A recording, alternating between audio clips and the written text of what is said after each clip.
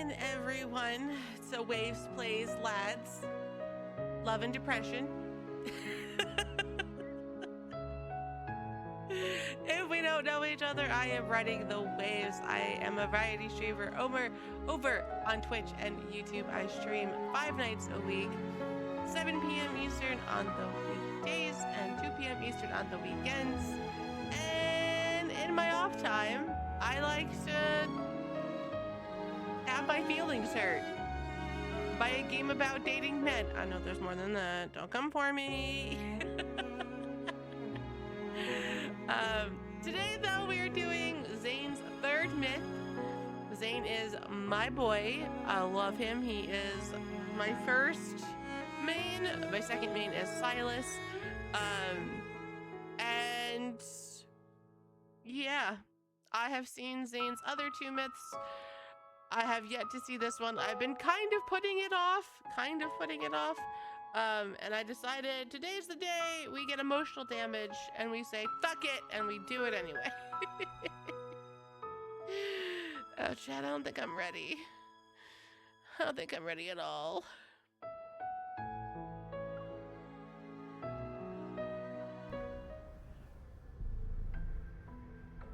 Cold, mysterious, and desolate between the skeletal, jagged mountain ridges, several colossal gates rise in layers. They reach for the heavens. Here lies a forbidden realm where even the dead may not tread, and at the end of a seemingly frozen time, it welcomes its first visitor.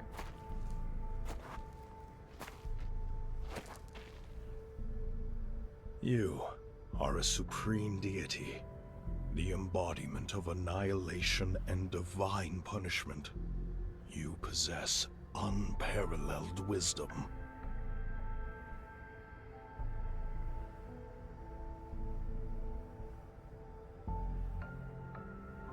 Turn back. Do not set foot in Everlost where returning is impossible. You mustn't become one of those lamentations who are restless for all eternity. The Creatio Stone from the Primordial Age. It lies in the Netherworld, beyond the 7 gates, yes? You already possess supreme power. Why do you still seek the authority of creation? Beyond the 7 gates is a land where neither the sun nor the moon shine. Not even life and death can reach it.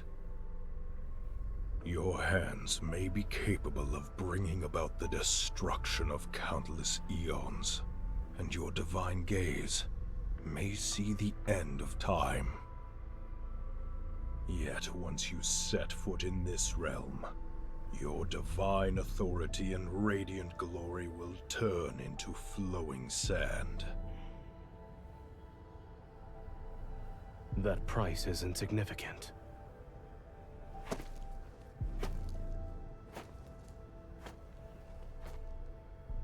His steps no longer falter. The god crosses the threshold of the first gate and allows the surging waters to devour him.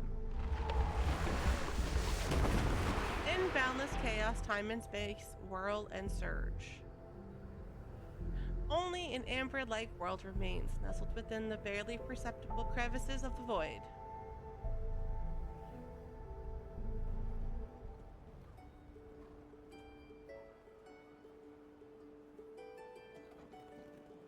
O goddess of Niava, she is the most brilliant aurora beneath the heavens.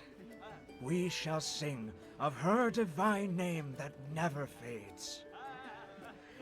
Bricks glazed in dark blue form magnificent, beautiful city gates. They welcome countless worshippers who are here to pray and make offerings to the goddess. The poet plucks the lyre and sings. Accompanied by music, offerings flow like an endless stream into the tall, magnificent, divine tower. Bricks of mud form her body. Her eyes were created from the purest lapis lazuli glaze. Urtama, Ingar, the beautiful twin rivers are her flowing hair, while the riverbank's glimmering jade adorns her neck. She wields a colossal blade to cleave mountains and strike down the monsters to keep them in check. Humans emerged from cramped caves and built houses in the divine tower. They lived under radiant sunshine. The earth trembles violently as ominous black mist emerges on the horizon. Its menacing claws stretch towards Nirvana. Nevea, something. In the blink of an eye, dark, heavy clouds fill the sky. Clear scales whip the river, water into turbulent waves. It's from the Vestrian! Run, everyone! The monsters have returned! Chaos erupts at the city gates as people scatter in all directions. They flee to take shelter. Goddess of Niava, please accept our most sincere offerings and grant us undying courage. Please protect our homeland from the invasions. Lead us to new territory. No, my lyre! Stop singing! Run! The young man fleeing for his life grabs the poet. Okay. A ray of light materializes from the top of the divine tower. It transforms against the— wow, why is this so fast? I hate it. The young man fleeing for his life grabs the poet and his instrument before running to his home. A ray of light materializes from the top of the divine tower. It transforms into a golden arrow that tears through the clouds. Against the direction of the fleeing crowd, it rushes towards the distant horizon with the force of thunder and pierces the churning black mist.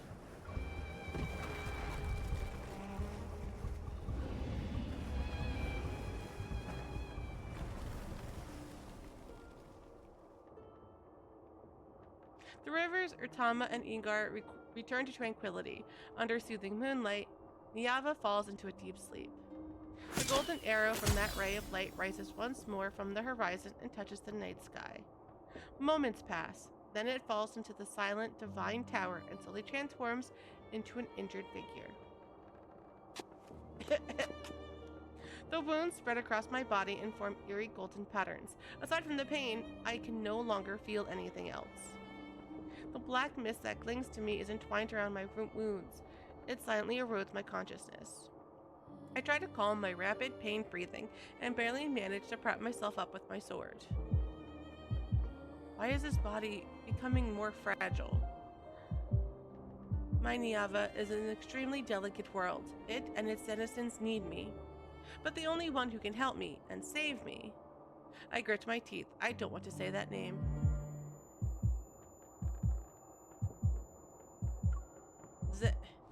The tower is silent. No one responds. A name once familiar is stuck in my throat like a thorn, yet it lasts but a moment before instinct for survivor prevails over pride and resentment. Zayne! Let's do it. Brilliant radiance containing swift, immersible power ripples outward. The biting wind cuts my cheek. The pain stings.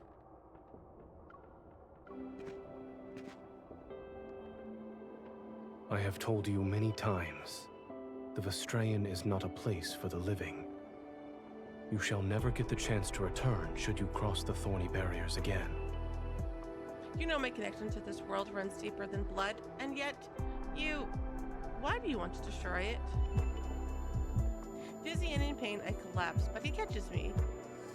The resentment and blame in my heart haven't subsided, but a louder voice drowns out everything. I need Zayne. Only he can heal my wounds and free me from this terrible suffering. You... Even if you want to destroy Nevea, you still belong to me at this moment. Obey me. I need you to heal me now. Forcefully wrapping my arms around his neck, I bite Zayne's lips. Give me. I want your power. Between us, there is nothing but endless taking. Behave.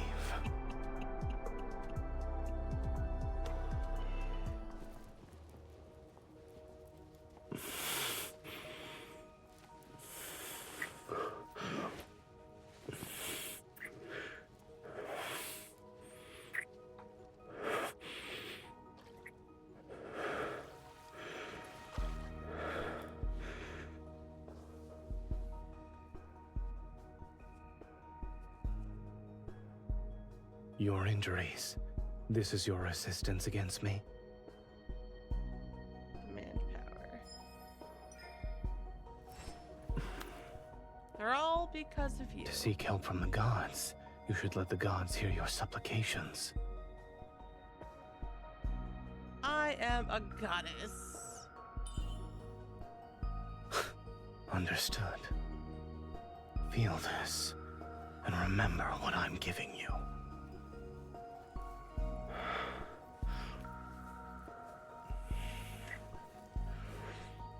We get right into it. Okay. Okay. I'm here for it. It hurts, but his power keeps flowing.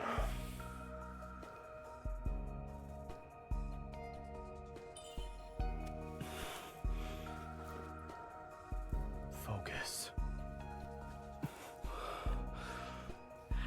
God, look at his eyes. Fuck.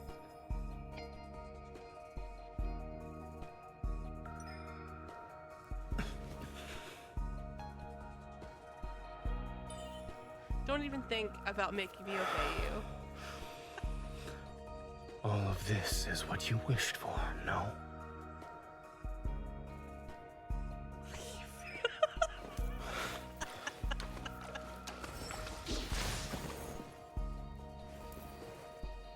The ritual won't end because you want it to.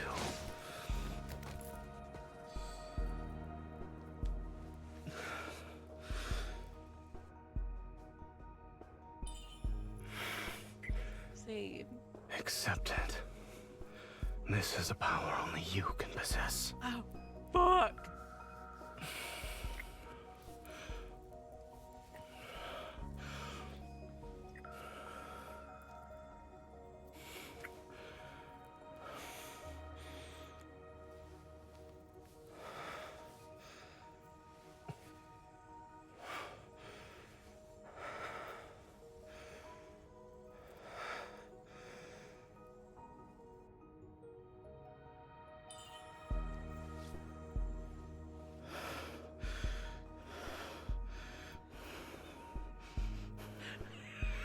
I have answered your pleas and your desires, yet I sense an even deeper craving.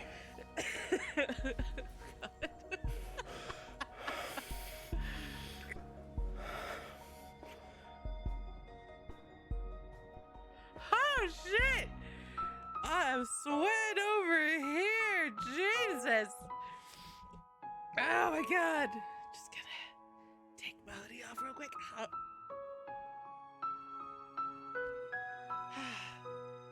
Okay.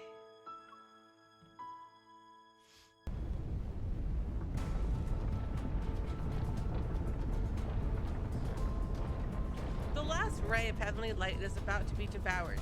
In this world where even death has long since vanished, the final judgment is nigh. Only embers burn as if to represent this world's final breath.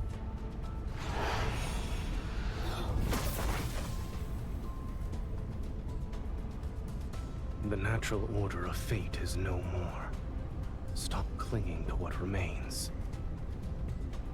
The longbow is taunt like a crescent moon. Light converges onto the bowstring and transforms into arrows of molten gold. Heaven and earth sense imminent destruction. The air is filled with shrieks and wails. Annihilation balances the cosmic order. What shouldn't exist ought to crumble in Oblivion's hands. Damn, boy. The air is released from the bowstring and transformed into several streams of golden light. Earth-shattering power is unleashed. A triangular spire materializes in the void. Trapped within is a golden Anzu. Its beak and feathers razor sharp. It can barely cling to life. Be gone. Zayne tightens his grip and golden dust falls through the gaps between his fingers. This bird meets Oblivion in the distant depths of the universe, and a newly born golden Anzu spreads its wings in another unknowable place. A snowflake drifting from the unknown land quietly on the back of his hand. It leaves behind a fleeting coldness. It's snowing.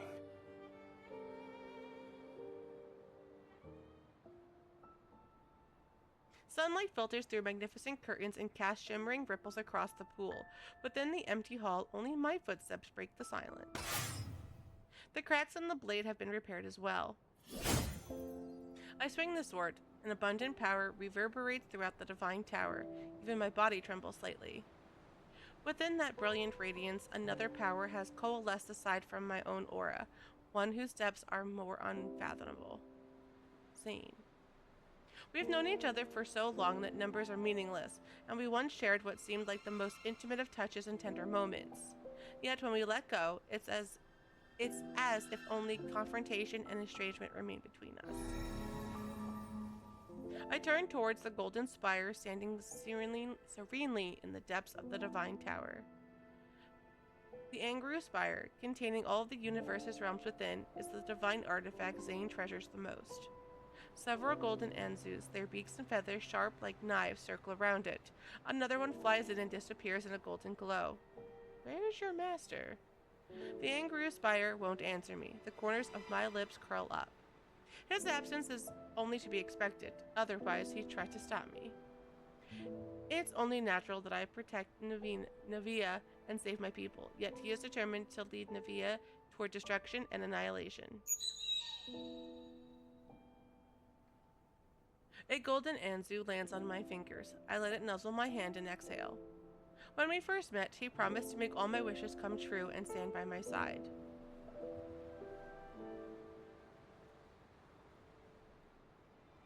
Long before the first grain of sand appeared in the Hyrite desert, before the first raindrop fell in Urtama's riverbed, my feet had already touched Navia's chaos and dust. All grew under my gaze and touch, and people learned to survive by following my divine edicts. I guided them to build their homes, and I severed every monster's head for them. They devoted everything they had to worship me, and used the most noble word in their hearts to address me as Goddess. An omnipotent guardian. Perhaps this is what it means to be a goddess. For a very long time, I do everything within my power to perfect every sunrise and moonrise in Navia. Until I met another god.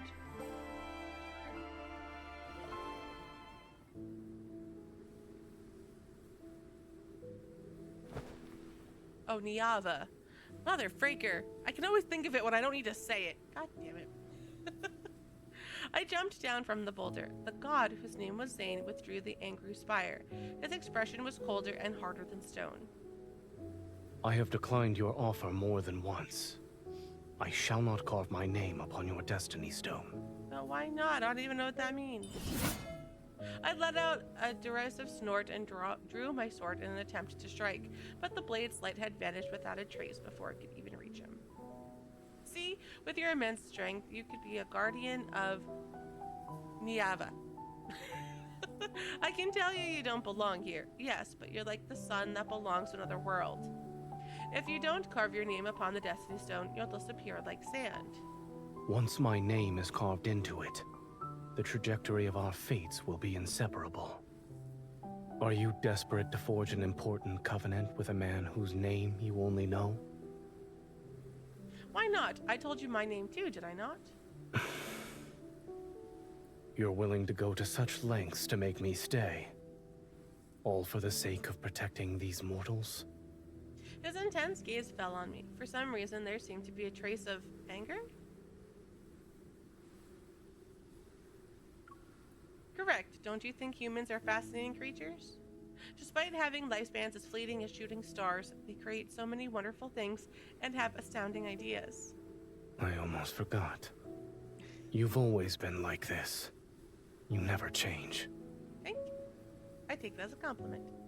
He turned, walked away, and left behind a cold warning. Stop following me. Never.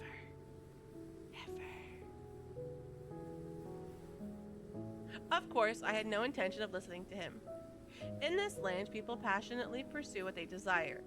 All of Niava belongs to me, and Zayne will be no exception. He's standing in the same realm as I am, after all. But before I could catch up to him, an unexpected battle left my body severely damaged like never before. It was also then that I realized my body would deteriorate because I fought. There would be a day when I perish, and Zayne was actually the only god who could provide me succor.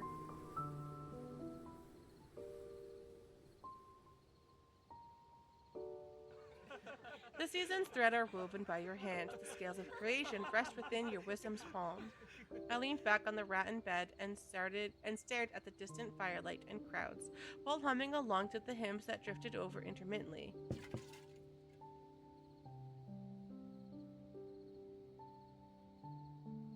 Is being worshipped and praised by humans truly a joyous thing? Being praised, yes, the songs they're writing continue to improve.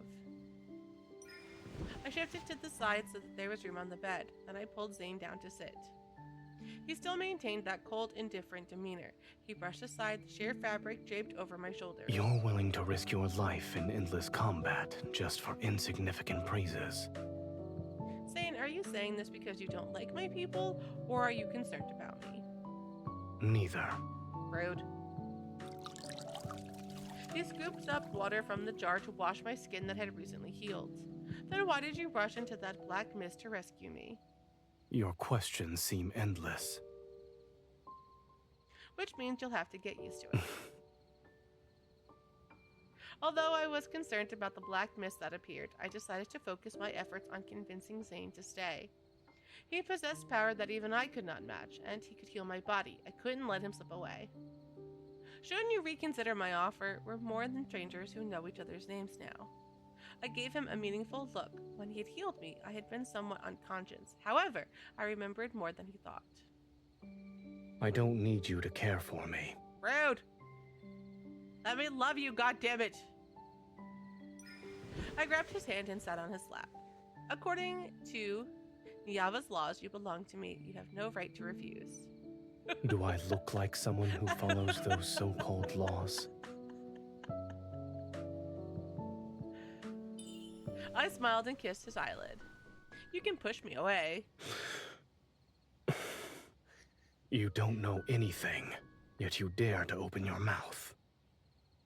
Although he remained calm, his gaze was reminiscent of a deep pool where dark torrents surged beneath the surface to warn me. Let's assume the final outcome of us being together is eternal separation, or even obliteration. Would you still accept it?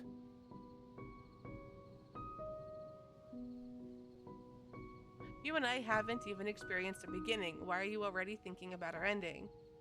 Being afraid of a future that has yet to occur is a waste of time and betrays our true feelings.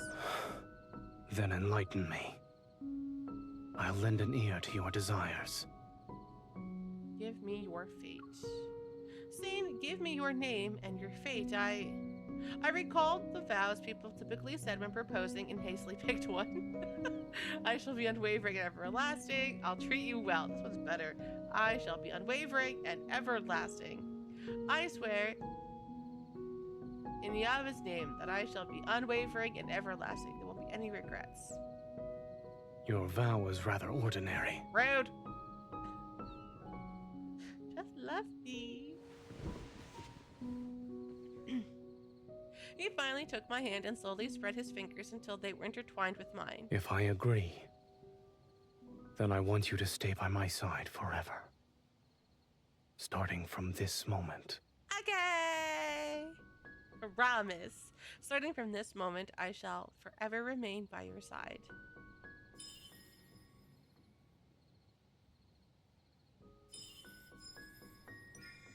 Within the brilliant golden glow, my god responded to me. Our names will be carved together. From now on, I shall ensure your every wish comes true.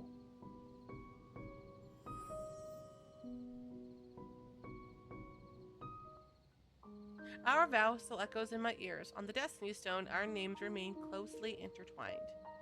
But that black mist, the appearance of the Vastrian, quickly becoming the beginning of the conflict between Zayne and me. He did not protect Niava as I had wanted. Instead, he allowed the Vastrian to bring catastrophe and devour my people's homes. I was wrong to have those thoughts back then. How could a god who governs annihilation possibly harbor goodness and mercy towards Niava? My fingertips are pecked twice. My fingers are pecked twice, which makes me return to the present moment. I unceremoniously poked the bird's head. What? You still want to protest on his behalf? The golden Anzu suddenly lets out a shriller cry before purging my palm with greater force. Fresh blood immediately wells up. Before I can react, it spreads its wings and flies back into the spire. Wait, do you...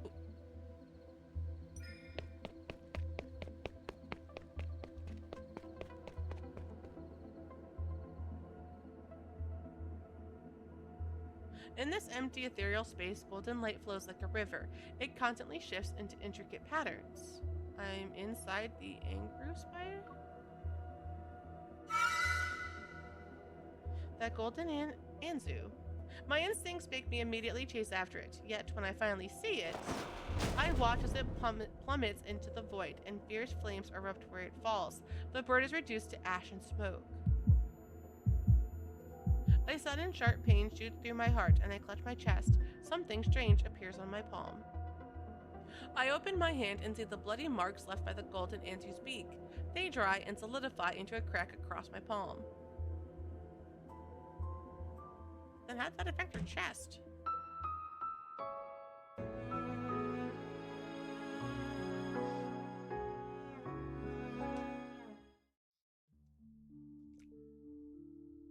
I soon understood what that strange line meant. The golden thread intertwined in my hair suddenly snaps, and the broken jade cuts off a strand of hair. I hear a silent lament from Urtama.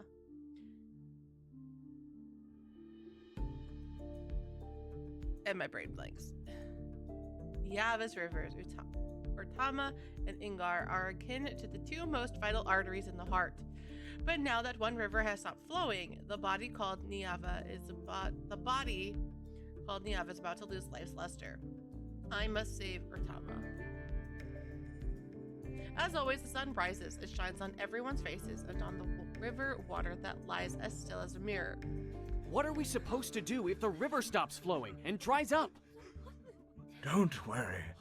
Our goddess will protect us. Urtama will not dry up. We should hurry to the divine tower and offer sacrifices. Only then can we ask the goddess to bestow her divine guidance. Walking along the riverbank, I can hear people discussing Urtama's strange condition. Maybe the goddess deliberately stopped the water to prevent the wheat fields on both riverbanks from being flooded again? Indeed. If this is planned by the goddess, then we should follow suit. It's time to compose new hymns. We must sing and abide by the actions of our goddess. The worry lingers on humans' faces for only a moment. They soon hum new melodies and continue on with their daily lives.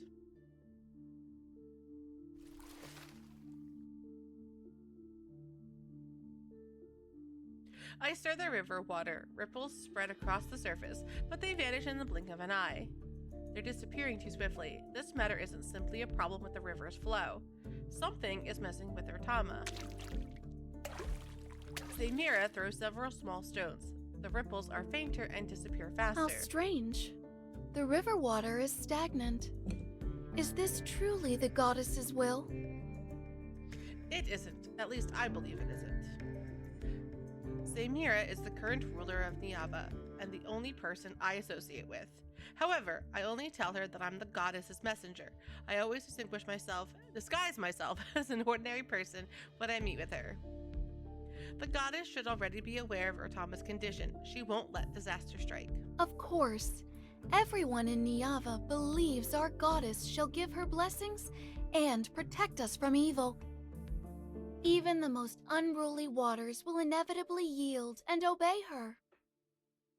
The beautiful ruler respectfully bows. She intends to make me convey her reverence to the goddess.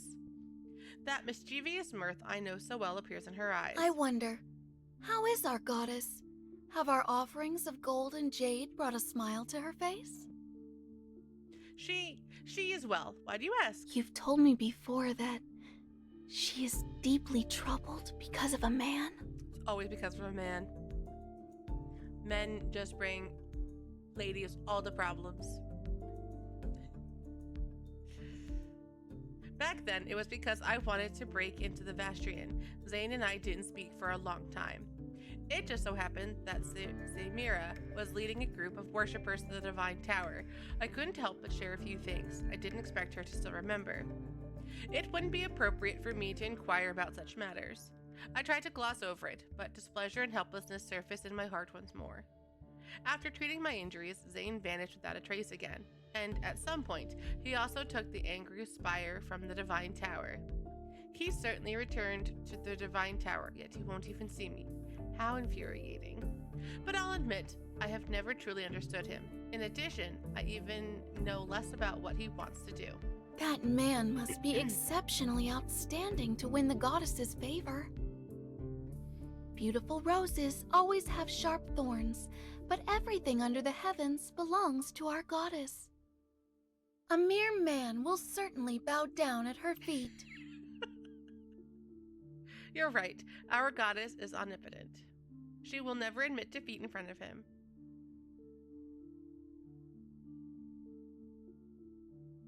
After Sarami leaves, I ensure no one is around, then I cup a handful of river water and blow on it. The water in my palm floats into the air strand by strand. They unfurl into a flying carpet that's as soft and crystalline as a cloud.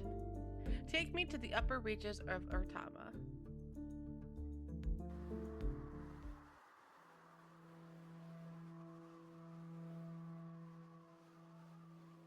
Mist spreads as the night deepens, and a subtle presence in the wind becomes increasingly pronounced. The closer I get to the source of Urtama, the more certain my suspicions become. This is Zayne's power. This presence, it's the same as what I've been exposed to before. It's Zayne's power. Is he stopping the river from flowing? Several strands of complex emotions are ensnarled in my heart, and the flying carpet woven from water seems to sense my restlessness. It speeds up.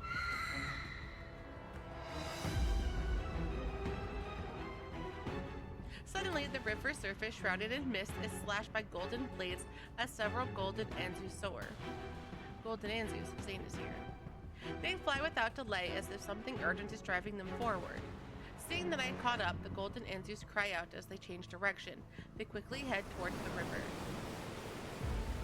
As if passing through an invisible barrier, violent winds materialize around me.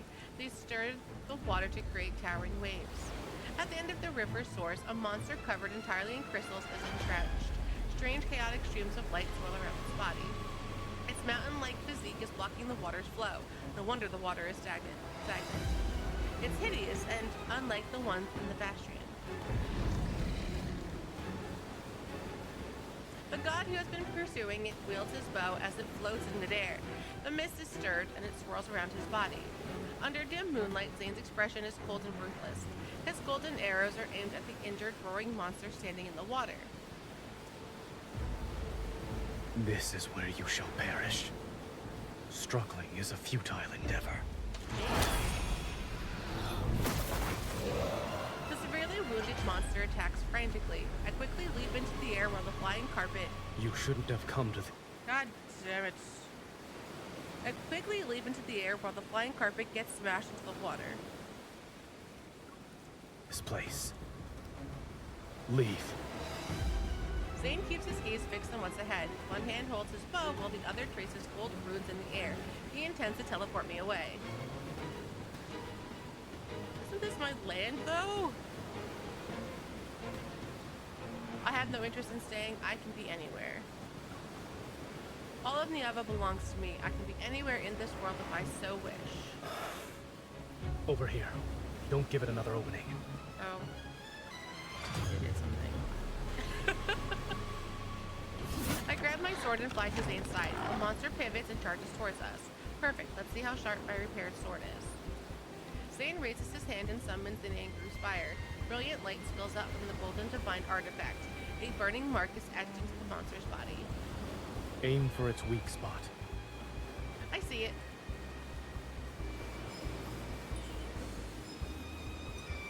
My vision is consumed by a refulgent light as the power of resistance imbues my blade with tremendous power. I swing my greatsword to attack. Meanwhile, Zayne's fingertips on the bowstring blaze with a spectacular radiance. The longbow is drawn, its appearance akin to a perfect full moon under tremendous force. Let's make this quick. Golden arrows carry the pocket of power pierces the monster's body. At the same time, my sword strikes where the mark guides me. That should finish it. Something's not right.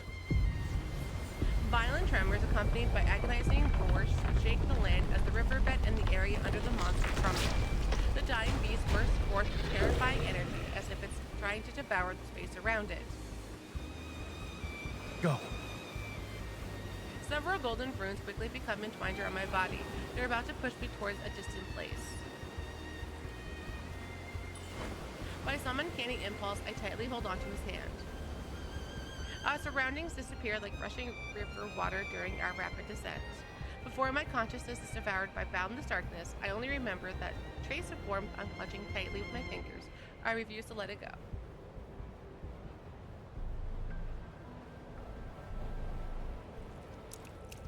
Bone-chilling coldness washes over me again and again. I curl up. In the cracks between the universe and time itself, golden eternity's gaze lands on me.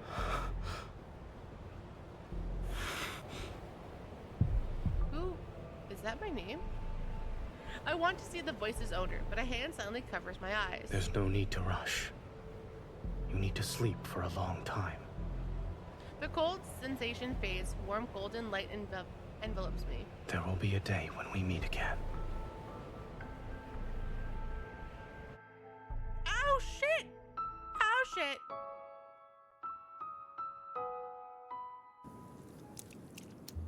Warm liquid is splashed onto my face. There's a moist sensation, and the metallic scent of blood fills my nostrils. I open my eyes.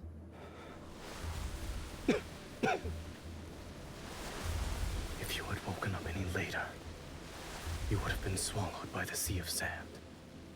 Seemingly alive, waves of white sand slowly rise and fall. They surge towards us again and again. Looking at the arm around my waist, I lift my head. Zayne is sitting against a black stone about half a person's height. He's holding me in his embrace to an extent. A golden barrier envelopes us to keep the endless waves at bay. Where are we? Inside that monster's stomach? Worse, I'm afraid. This place is inside its protocore. What's the protocore? Okay. What's the protocore? You can think of it as its heart. If this heart devours us and absorbs enough power, that monster will resurrect itself. We can't let it do as it pleases. We must get out of here as soon as... A sticky sensation on my palm makes me freeze. I look at the wounds covering Zayne's body. A moment passes before I tentatively reach out. It's blood. You're not mistaken. Are you actually injured? It's not an illusion created by the protocore? My injuries aren't serious. But his blood continues to fall, and the golden barrier starts to waver. Zayne, who has always been invincible and all-powerful, is actually injured. Take off everything you're wearing. Ho ho ho, okay.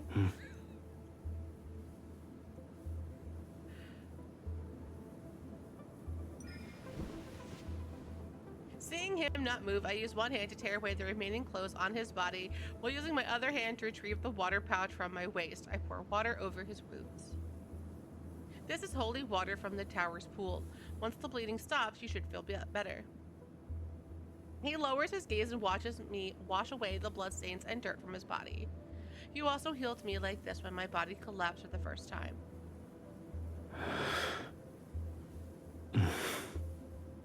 He most likely recalls those distant days, those times when I'd at least embrace him with a smile. I was gentler than you and your current strength.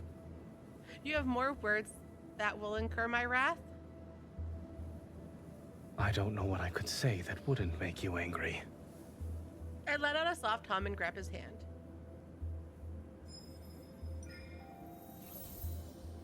Why are you helping me? Because we're bonded together, you jackass. I mean, I love you. When you were fighting that monster, you set up a barrier to defend the village by the riverbank, correct? The river's water stagnation isn't related to you. You helped Niava, so I will help you. I released his hand and noticed something unusual. I gave him a large amount of power to heal his injuries, yet my body doesn't feel any discomfort. On the contrary, it's Zayne who, despite possessing power far greater than mine, was actually injured to this extent. Was the monster truly formidable, Or is this the cursed place affecting Zayne? Many doubts gather in my mind. I decided to ask Zayne about it. Why did the monster appear? That monster's origins? This place is peculiar. Monster's origins. Speaking of which, I fought near the Vastrian many times before, but this is the first time I've seen a monster covered entirely in crystals like that. Do you know of its origins? I'm sorry to disappoint you, but this is also the first time I've seen it in Niava. Zayne turns towards the churning waves of sand, yet he seems to be looking at somewhere further away.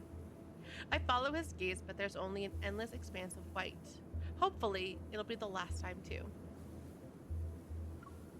Why did that monster appear? How did you discover it? As you can see, I happened to spot it while passing by. Nothing more, nothing less. I love you, but I don't trust you at all. I refuse to believe you'd pass by Urtama's source on a whim. Then let's say I went there to clear my mind. You're a god with a heart of stone. You need time to clear your mind? Anger, sadness, fear, dejection.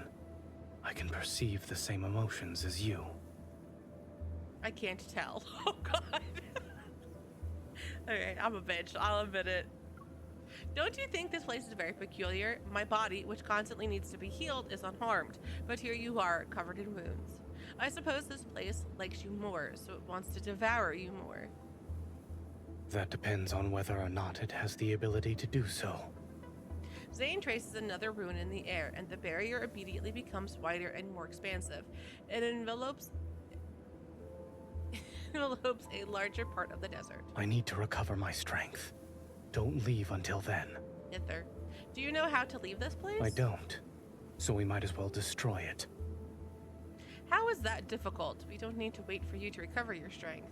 I grab my sword's hilt and a gentle power flows through my body. This unprecedented condition gives me more confidence. Leave it to me. Wait.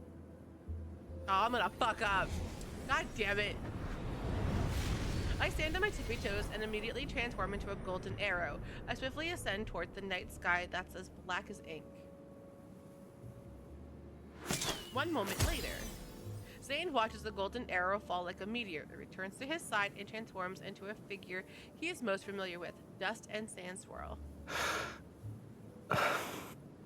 Draping his outer robe over her, Zayne closes his eyes and silently focuses on restoring his power.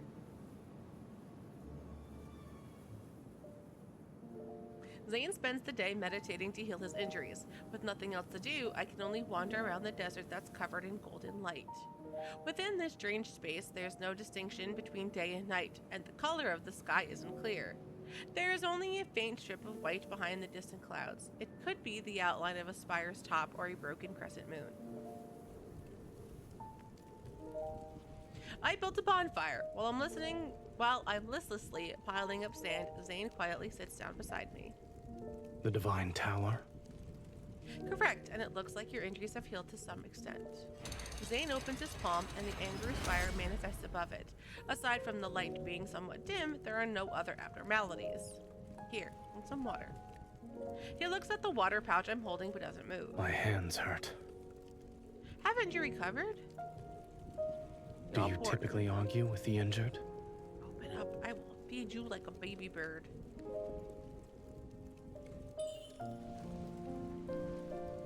Resigned to help him drink the water. Then I recall my harvest from the desert and pull out a few orange carrots.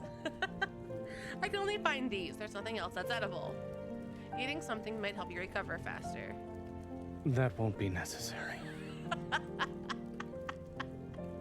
There's my boy. I already tasted them for you. They're not bad, and they're crisp. Rude. I'm leaving. Rude. He quickly returns to the black stone side, sits down again, and dons on the dignified, serene appearance. I am left alone with the carrots. I watch his figure and inexplicably sense a hint of fleeing in defeat.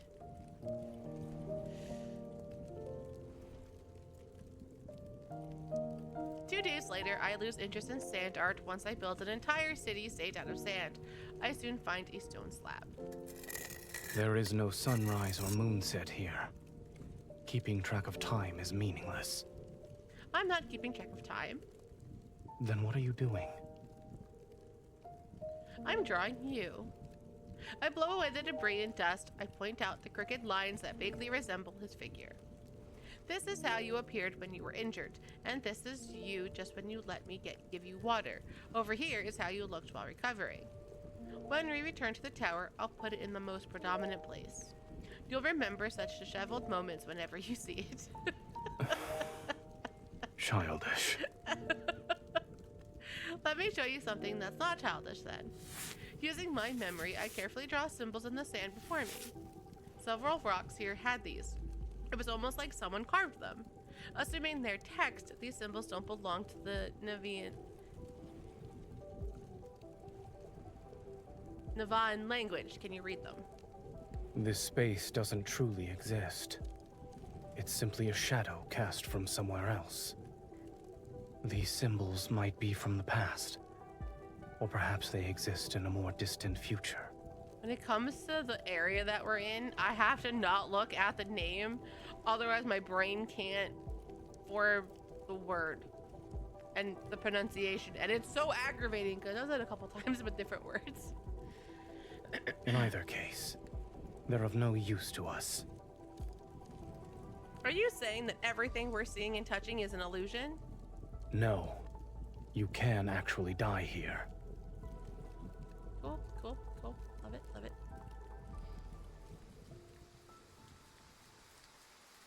A few days later, it starts to rain in the desert. I don't like the rain. It represents rust, shapeless mud, and sometimes overflowing rivers, but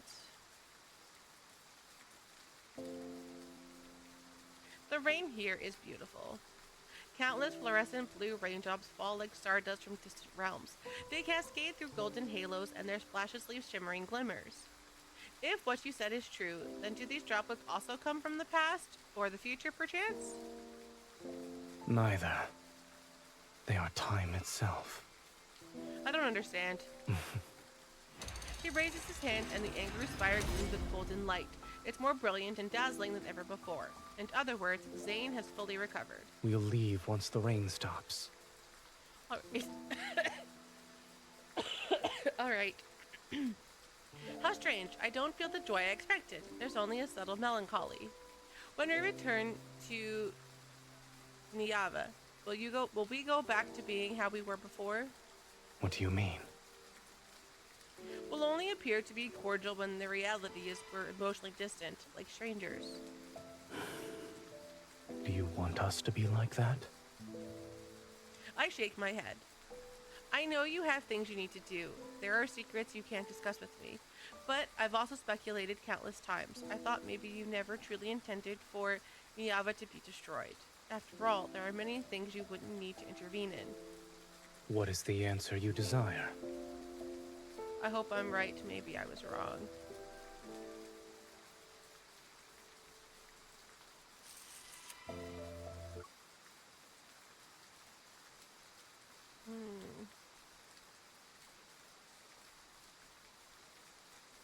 Okay. Maybe I was wrong. You might as well tell me I'm wrong. You'll bring destruction to Niava and always be my enemy until the end of time. Then I could steel myself to treat you harshly.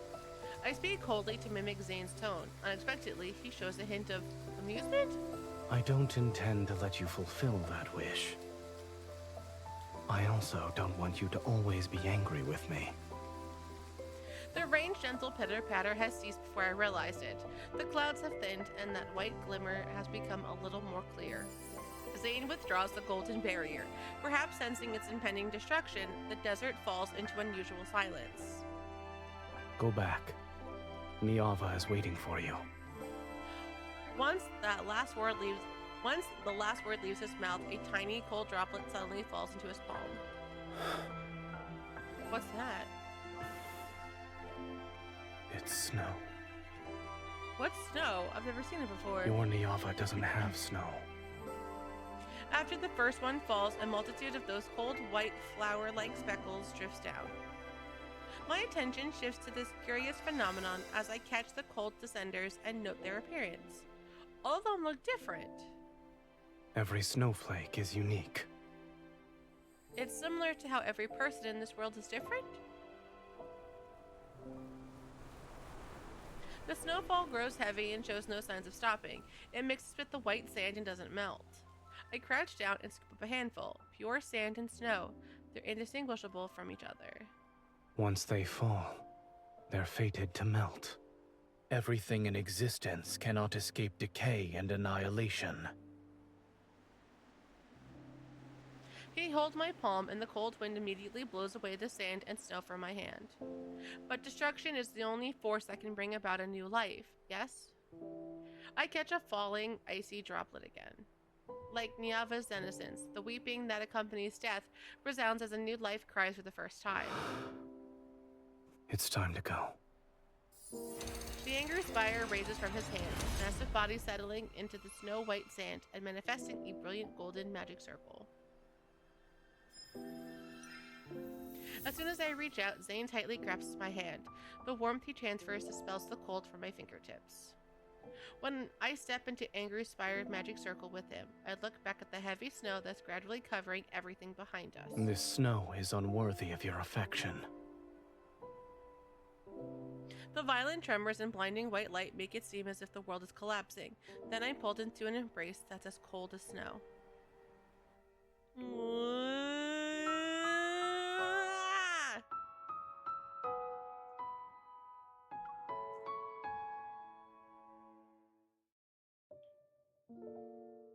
I would still remember those brief dreamlike days long after they passed. In my memories are the silvery sea of sand, the luminous blue rain, the swirling snow, and the warmth from Zayne's palms and embrace. Urtama begins to flow again. People gather beneath the divine tower to thank the goddess for once again granting them shelter and hope. However, a vague sense of worry and unease still lingers in my heart. It spreads with every drop of blood that flows and diffuses into blurry nightmares.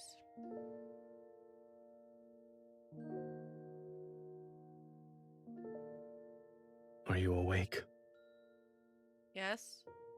A ray of morning light shines into the divine tower. It draws a sharp line of light and shadow across the smooth tiles. Groggy, I sit up in bed and watch Zayne dress himself. In an unhurried manner, he puts on his accessories.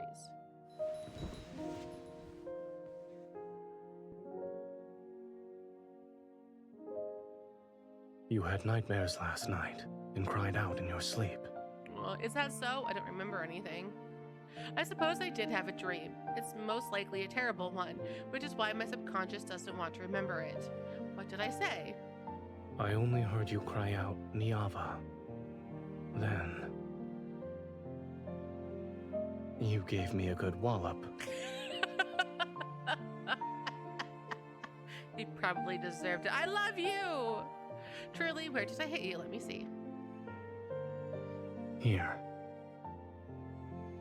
I look intently for a long time before finding a barely visible streak of blood on his neck.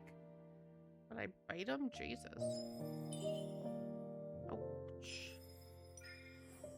It's better now. A few golden Anzus land on the tops of the pillars. They cast a golden glow. Dazed, I catch sight of Zayne smiling very faintly. Since returning from Urtama, our relationship has improved considerably. Whenever I wake up, I often see him. You're afraid of something. I only knew you had the power to destroy the world, but I didn't know you also had the ability to interpret dreams. I can tell simply by looking at your eyes. Special powers aren't necessary. I clench my fist. The crack of my palm still exists. It hasn't disappeared even though the river began to flow again. Is it possible the golden Anzu that turned to ash in the angry spire represents Niava? Should I ask Zayne directly? But then he'll be aware of the fact that I accidentally angered the anger spire. I choose my words carefully. Zayne, I remember you saying your divine gaze can see those that are about to meet their end. So what you see currently, is Niava included? Yes.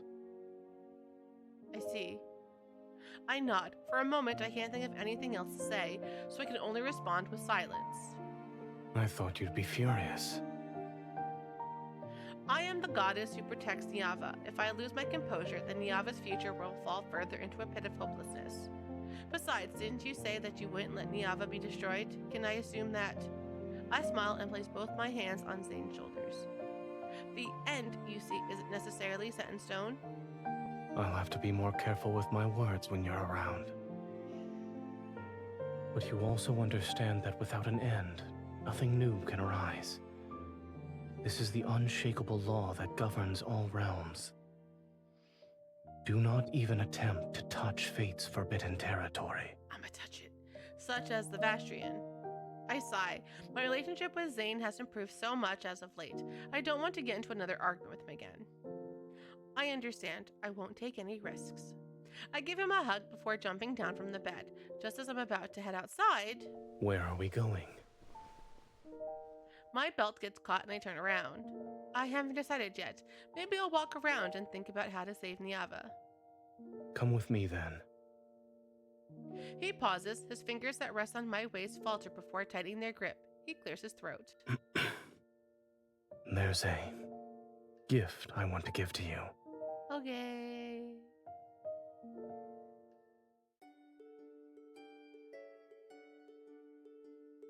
Zayne leads me through the city's alleys. On the streets and the riverbanks, there are busy, aesthetic humans everywhere. Zayne covers his eyes, and I wear a veil. At this moment, we're simply two lovers walking hand in hand amongst the crowd.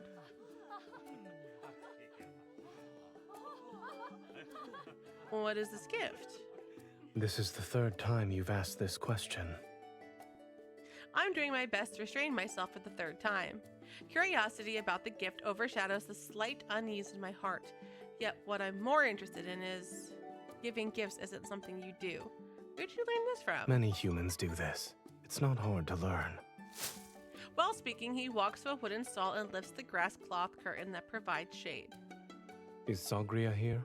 High Priest? It's been a long time since I've seen you. An elderly woman walks out of the wooden stall with trembling steps, and once she sees Zayne, her wrinkles are filled with happiness. I'm here to collect the honey and dates I requested before. This amulet is for you. Place it by your pillow. You won't have headaches anymore. Oh my. You still remember that. The elderly woman thanks him repeatedly. After accepting the amulet, she brings out a jar of golden honey. Upon seeing me beside Zayne, her smile widens to the point where her eyes are almost a thin line. You have a wife now. You two suit each other very well. Come, this bottle of mead is for you both. It's a wedding gift. A ceramic bottle is unceremoniously given to me. Although I'm stunned at first, I quickly get a mischievous idea. Thank you, but we haven't sought guidance at the Divine Tower yet. If the goddess doesn't approve, then we can't get married. This is a wonderful thing, though. How could the goddess not approve? Sagria. The dates? Oh, yes, the dates.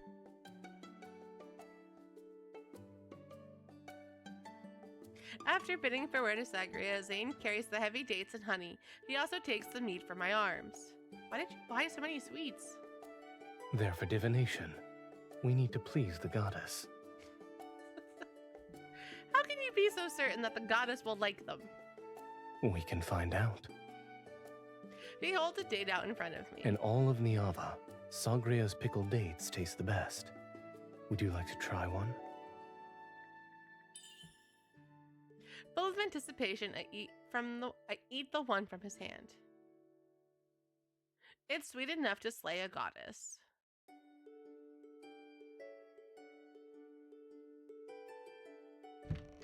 Near the riverbank, Zayne knocks on the door of a mud house. An honest man greets us. High Priest, the wild herbs you asked me to pick are here. Will this suffice? That's enough. Thank you. As Zayne examines the basket of unknown plants, I talk to the man named Xavier. What are these herbs used for? I'm as clueless as you are. He suddenly appeared one day in the wheat field behind my house. I was gonna cut them down and throw them away, but the High Priest passed by, saw them, and asked me to sell them to him instead. He also paid me to set aside a small plot of land. I was told to let the wild herbs grow there. Now he visits regularly to buy them. If Zayne treats them as important, then could the herbs have special properties? I take a small piece and taste it. It's bitter with an unremarkable texture, and unlike the plants humans might forage. Zayne turns towards me. The herb is poisonous. Spit it out. Are you sure? My response is accompanied by my gaze. I'm the goddess, after all. How could a tiny plant possibly poison me? But Zayne immediately reaches out and grips Will you my do jaw. it yourself? Or do you need me to provide assistance? Ah! Under Zayne's intimidating gaze, I can only spit out the herb and swallow almost a pot's worth of water to detoxify. I mean, I'll take mouth to mouth though to get it out. We continue walking downstream along the riverbank. The glamorous voices fade to an extent and smoke drifts from the tranquil villages. After Zayne exchanges a few words with the shepherd, we gain an ewe as companion. Honey, dates, and ewing, and this basket of wild herbs. None of them look like Zayne's gift. Resting in the shade, I use a bundle of fresh grass to distract the sheep, calling it a sheep, and prevent it from eating the basket of poisonous herbs.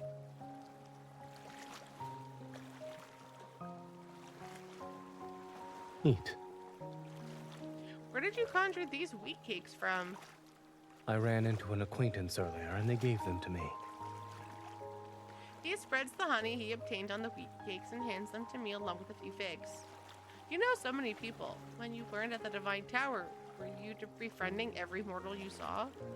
I wouldn't call it that. I merely had a few chance encounters and we became associates. Those humans are fond of you. You don't actually dislike Niava. The humans here don't annoy you either. I never said I disliked Niava. I gently punch him. You could have explained this to me earlier, yet you let me have misunderstandings about you for so long.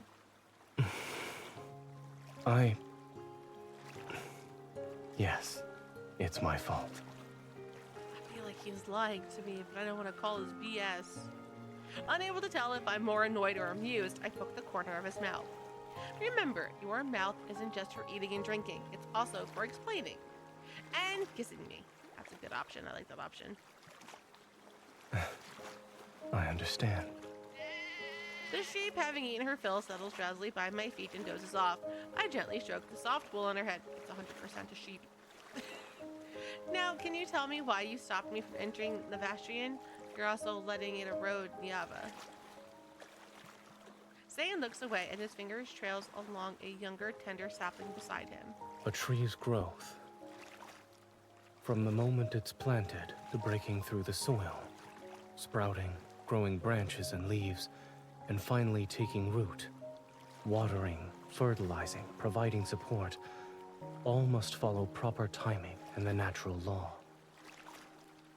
Once what you provide exceeds what it can bear. With only the slightest infusion of golden light, the sapling snaps. The sound is painfully harsh. You're saying that taking action against the Vastrian would only accelerate Niava's destruction? You could interpret my statement as such. Then when will it be the right time to eliminate it? Not at the present moment.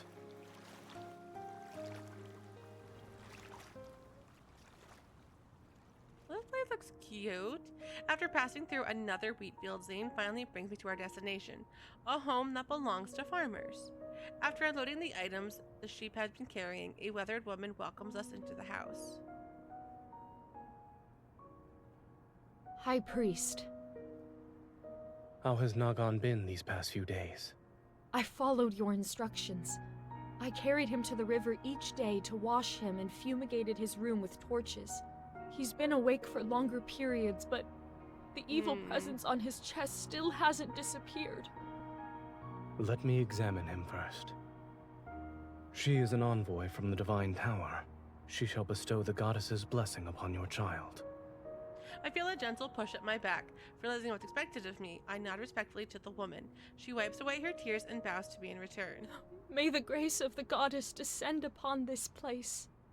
Come with me.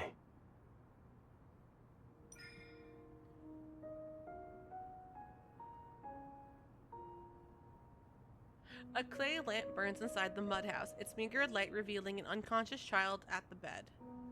His face is contorted because of the pain, and his breathing is shallow yet labored. There's a fist-sized lump at his chest.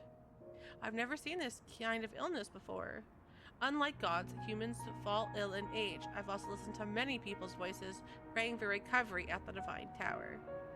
Priests distribute talismans and amulets for dispelling illness and plague. Other than that, humans can only pray and wait. There's no fever, and the blood spots on his body have faded significantly. We can expel the evil presence from his body today. Have you examined this child many times before? Yes. Before entering, I noticed several rolls of linen in the corner of the courtyard. They're burial shrouds that were apparently prepared for this child. Do you plan to use your power to heal him? I shall cure this child, but I won't use my power. This world already has methods to free him from his suffering. Zayne hands me a bundle of poisonous herbs and a ceramic bowl. Help me crush these herbs to extract their juice. After that, you can feed it to him. But these herbs are poisonous. If they can produce the correct effect, then they're no longer poisonous.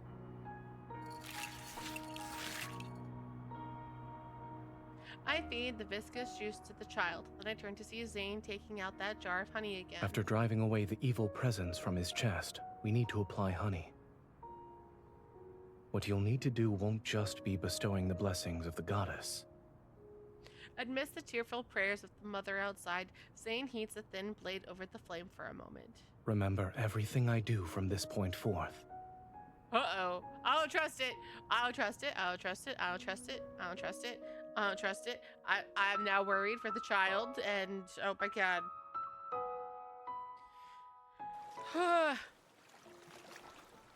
There is no moon tonight, and the stars scattered across the night sky are like glimmers of light on a dark river surface. I sit by the riverside to recall the events that unfolded in the room.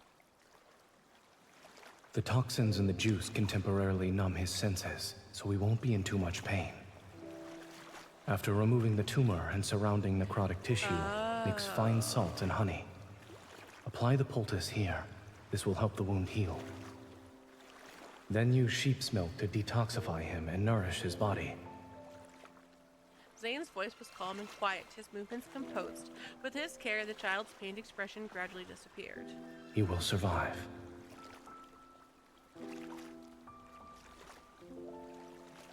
Zayne's actions feel unfamiliar to me.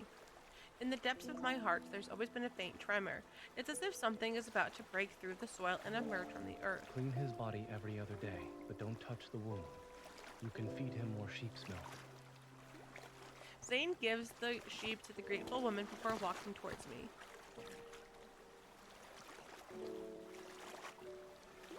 What are you thinking about? I'm wondering why you brought me here today and why you wanted me to see these things.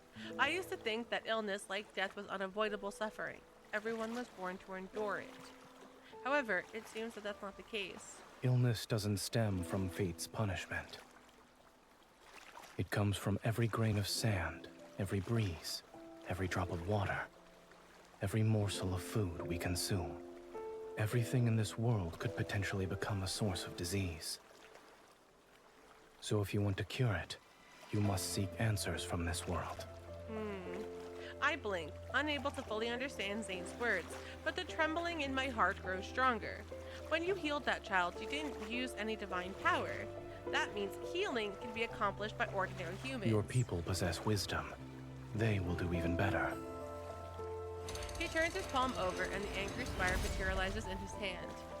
Guided by his fingertips, a thin, slender golden thread is slowly drawn out from within it.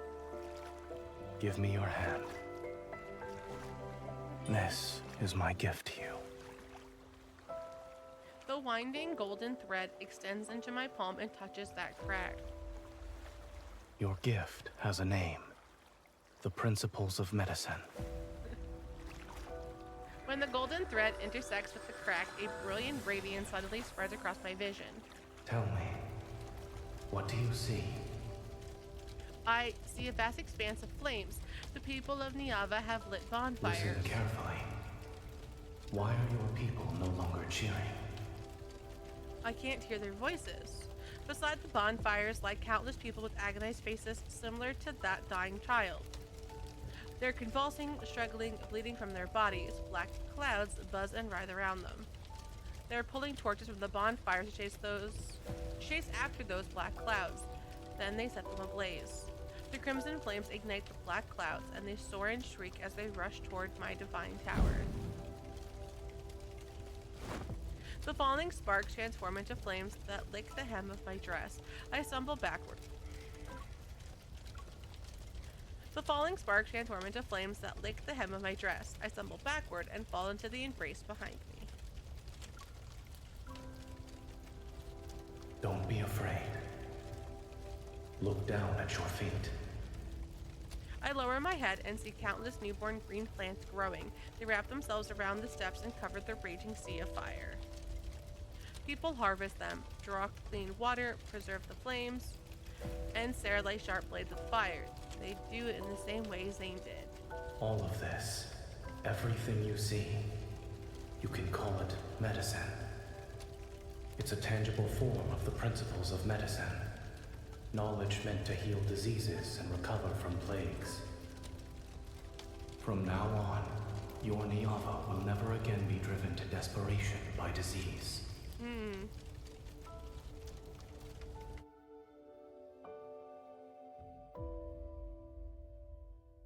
It's not long before an unprecedented plague arrives in Niava. I taught these principles of medicine to Samira in the form of a divine prophecy. Soon the suffering people lit fires, killed insects and flies, gathered unfamiliar plants they had never been before recognized, and consumed their extracts. They began to ask about how the blood in their body flows, why their hearts are able to beat, and how their bones support them. The looming shadow of disease gradually fades from Niava. After that, Zayne gave me more gifts. Iron casting, metallurgy, water management, land reclamation, calendars, mathematics. Each gift ultimately made life more vibrant through people's wisdom. The city-state grew stronger, and my Niava achieved a glorious prosperity that filled me with joy. That crack on my palm had also faded considerably.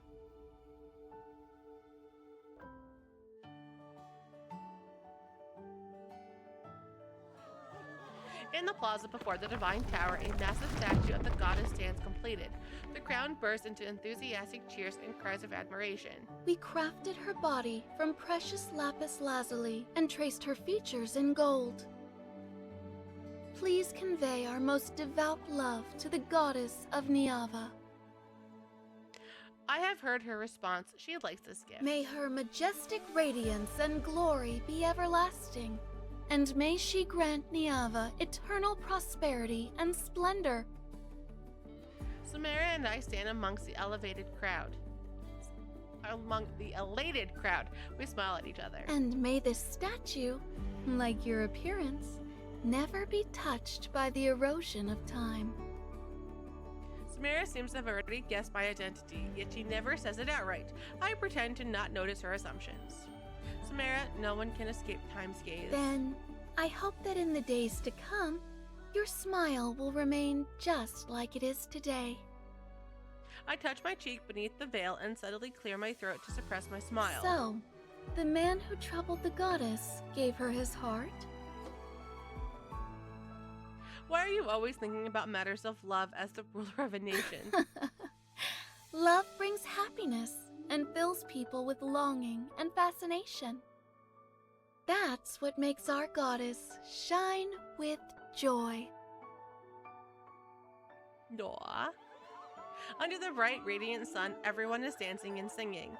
Ratama and Ingar flow endlessly, and the bountiful harvest will fill the spacious granaries.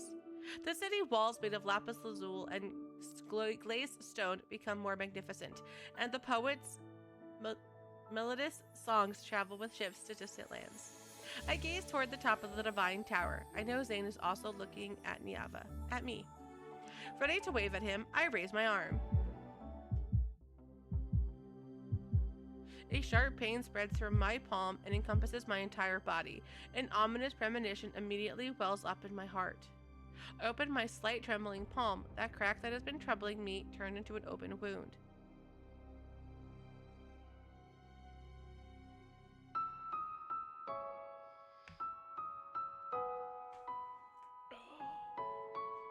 Need sweater off.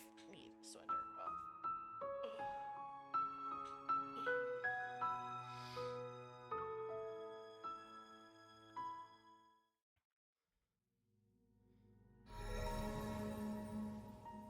While cheers surged like a tide in the plaza, the angry spire, deep within the divine tower, emanated several streaks of light.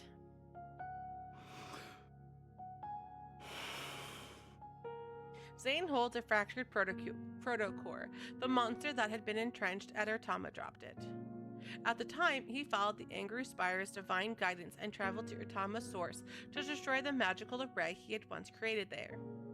Unexpectedly, the array originally meant to separate two realms had transformed into a massive monster after accumulating energy for countless years. If I don't destroy the remaining magical arrays, she and Niava will face an even greater disaster. But that would be the herald of an even swifter farewell. Why are you sad?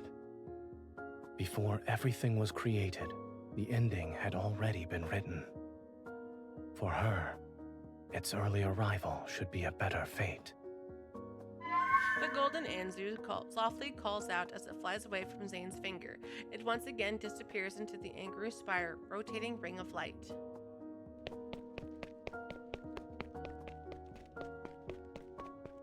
I hurry back to the divine tower as the singing pain in my palm announces a cruel fact. The gifts that Zayne gave to me, which were actually faucets of civilization, did not change Niava's path toward destruction, but... Besides, didn't you say that you wouldn't let Niava be destroyed? Can I assume that the end you see isn't necessarily set in stone? I'll have to be more careful with my words when you're around. Zayne wouldn't make empty promises. He gave those gifts to me because he has a plan. Zayne, what do you intend to do? My intuition tells me Zayne won't say anything, so where will I find the answer to this mystery? The golden Anzu's call passes overhead. Following its shadow, I spot the angry spire in the distance. If I enter the spire, the mark on my palm appeared after I accidentally entered it. If I enter the angry spire again, will I discover something new?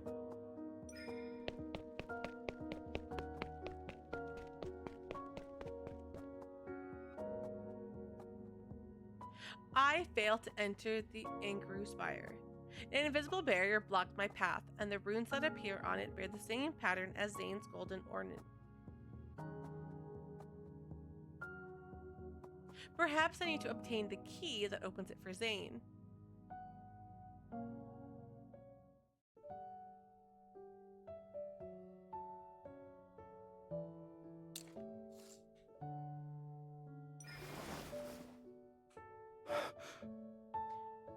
What are you doing?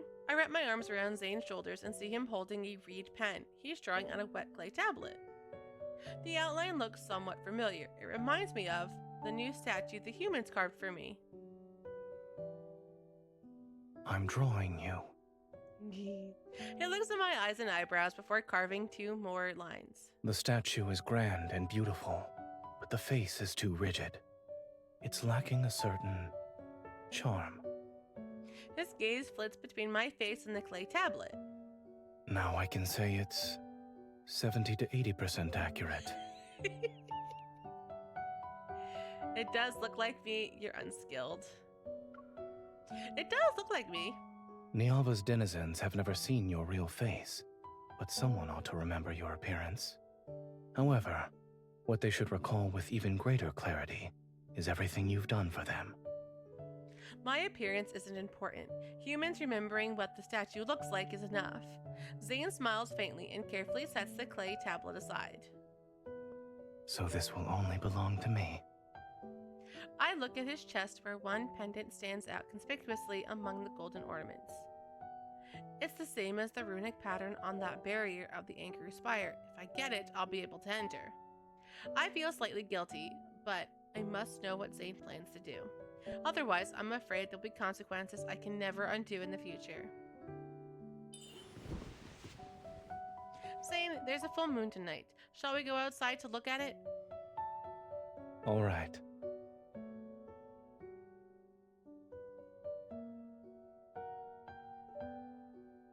The moonlight is hazy. Far away, the sounds of singing and dancing from the city can still be heard, but they quickly fade into the night wind and soft chirping of insects.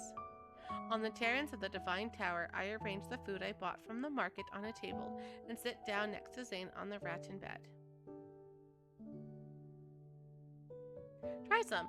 I requested these honeyed sweets be made according to your preferences. Cinnamon, pine nuts, and cashews. Although it's delicious, it's a little bland. That's impossible. I watched them make these myself. They added this much honey. It's very bland. I watch Zayne skeptically as he eats 2 more pieces with the same unfazed expression. I think for a moment before tentatively leaning in to give him a kiss. Smooch. You're lying. It's so sweet. I scramble to find water, but he catches me with one arm and pulls me back. Aren't we admiring the moon? The water is over here. Once I drink it, he continues to hold my hand and allows me to rest against his chest as we appreciate the moon. The pendant is right before my eyes, its radiance so bright that it almost hurts to look at. A long time passes, and God damn it. A long time passes, and I take a deep breath and finally make up my mind. Oh, I have to choose. Make him intoxicated or seduce him. I'm terrible. Girl. Zayne.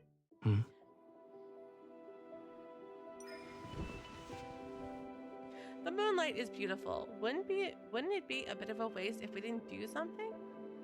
He's caught off guard, his gaze drifting to the places my clothing conceals. Your body is... Does it only have to be when my body is on the verge of collapse? We're outside. The Divine Tower in its entirety is mine, and you also belong to me. Does it matter? Smooches! To keep him from finding more excuses, I put a sweet into my mouth. To keep him from finding more excuses, I put a sweet into my mouth, wrap my arms around his neck, and lean down. Oh, Jesus.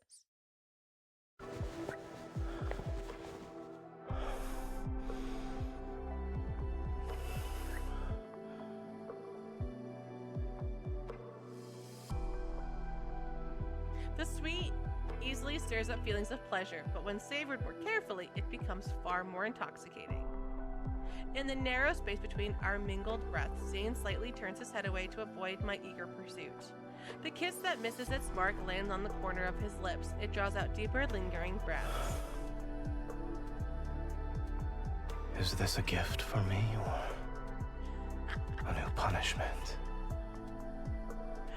I lower my head and rest my cheek against Zayne's shoulder. My lips touch the spot where his heartbeat pulsates against his neck. With every syllable, I can feel his skin become damp beneath my breath. Oh, Jesus. Do you want me to stop? I should not. But my heart doesn't want to. His arms that are wrapped around my waist tighten. Silent waves surge and churn in his eyes. They scatter with the fine golden flecks from the candlelight. Kiss. Kiss.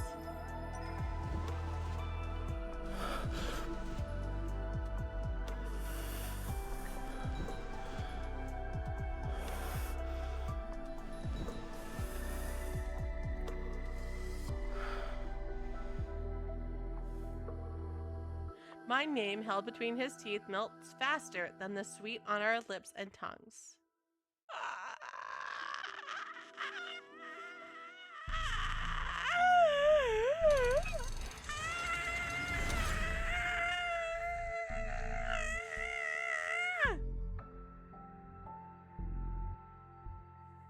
I'm fine. I'm normal. Everything's great. I'm okay. After helping Zayne settle into a comfortable position, I carefully remove the pendant and approach the angry spire. It operates silently. I look up at it, but I hesitate because I realize I'm about to see a truth. Perhaps I'm overthinking this. I shouldn't have deceived Zayne. No, I must know Zayne's true purpose. Even if the consequences are terrible, I'm willing to bear them.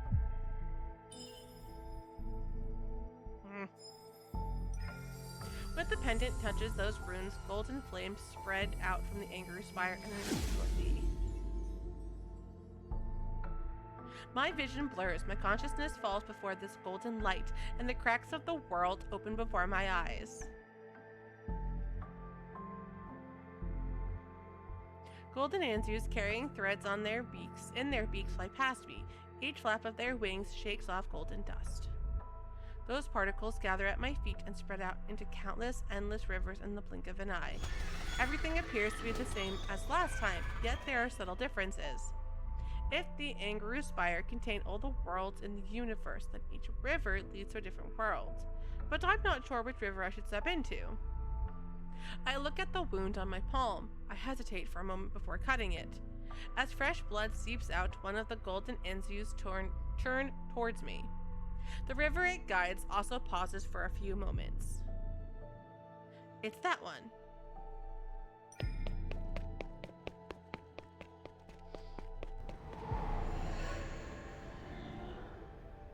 Howling winds carry an aura heavier than death itself.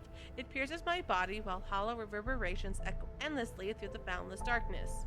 Between jagged mountain ridges, a massive stone gate blocks the winding gravel path before me. A figure clad in gray robes materializes before me. After circling for a moment, the golden Anzu lands on his shoulder. Deity who has trespassed into Everlost, listen to the Gatekeeper's counsel. Your footsteps can go no further. I seek whatever lies behind this stone gate. Please don't block my path. He looks at the pendant I have, its light now dim. You're not the first deity to set foot here, but Everlost shows no mercy to visitors. Are you referring to the owner of this pendant? His divine miracles once shook this realm. Zayne has been here. His power has grown weak, and that supreme god is about to meet his end. Oh shit! Unable to tell if my thoughts were frozen from shock or from the cold, I hear my own stiff voice. What brought the god here? Beyond the seven gates, a stone was nestled in the Netherworld's bosom. The Creatio Stone. It could create life and resurrect the dead. It rested in an eternal slumber until that god took it. Creating life, resurrecting the dead. What did he do with the Creatio Stone? As soon as the question leaves my lips, a truth vaguely reveals itself in my heart. Only a divine soul of a certain weight can resonate with it. Goddess, who bears the aura of the Creatio Stone. Have you already forgotten the eternal realm's bone-chilling cold and darkness? That is where the dead slumber. When those words fall, my heart stops for a moment. The cold that sweeps across eons drags my soul back to blurry yet vivid bloody memories. The pain one could feel in their bones at death's doorstep. The suffocating darkness. I can't remember anything else. It's fine. There's no reason to be afraid of a death that has long since passed. I steady my breathing only to realize something. Zayne, he knows how I died. That's why he resurrected me.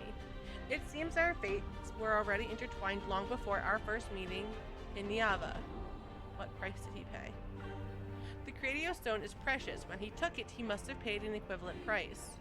I could almost see the heavy stone gates slowly open. That familiar figure enters without any hesitation. Zayne, what price did he pay to resurrect me? What did he lose? The gray figure sighs are like the murmurs in one's sleep, a lament sung for those who never return. Goddess who has been resurrected, if you dare to endure the gaze of each stone gate and withstand the erosion of darkness, I can let you witness it with your own eyes. The past that has long been obliterated. I'm willing. The weakened gold Enzu screeches and lunges at me, a sharp feather head straight for my eyes. The pain is more unbearable than death itself. I dig my nails into my palms and barely manage to keep myself from closing my eyes. While I'm in a daze, the golden Enzu seemingly carries me through the mist's dark barriers. It soars to those looming, layered stone gates. White bones stand violently, rivers of blood boil, and thorns leave the crisscross bloody marks on a body stripped of power. I see that his figure silently passed through one massive stone gate after another. Only a single golden Enzu is by his side.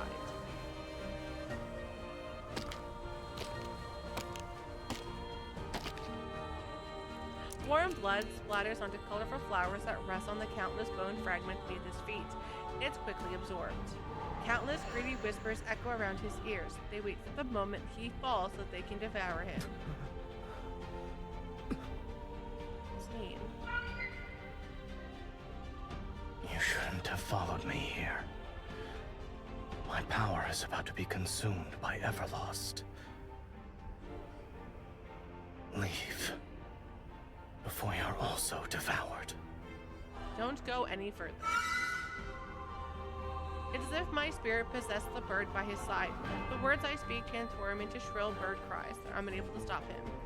Zayne looks at the void. Not far off, a brilliant yet ice-cold lapis lazuli sits on one end of a scale forged in gold. It weighs the scale down while an empty pan on the other side waits. That's the Creatio Stone. He steps forward, his slightly trembling fingers reverently caressing it. Once again, eerie whispers arise. The voices don't belong to a single soul, yet they're seemingly an echo of every spirit between heaven and earth. The Creatio Stone is extraordinarily heavy. Look, that god no longer has any bargaining chips left. His glory and authority have been stripped away by the Seven Gates, and his divine power was spilled along the path he took to get here. Give up! Give up already! Let us consume the remains of your flesh and blood! His remaining power coalesces in his hand. He places his faint glimmer on the other side of the scale, yet the beam doesn't budge. It's not enough. It's not enough. Nothing is more precious than the Creatio Stone. In his palm, a mass of fresh blood swirls like crimson mist to become another weight on the scale. The golden beam tilts ever so slightly before returning to its original position. That's enough, Zayne. My worth can only become the Enzu's mournful cries. Then his hand moves to his chest. Radiant light illuminates the vast netherworld. When the heaviest object from his body falls upon the pan, the balance tilts. I shall exchange this for the Creatio Stone. I will give her a new life and a place to rest. The translucent gem falls into Zayne's hands as he struggles to take out another equally brilliant crystal formed from fresh blood. The crystal slowly melts into warm divine blood and drips onto the gem whose color is like lapis lazuli. A long time passes and the first heartbeat emerges. Death shall no longer be our destiny this time.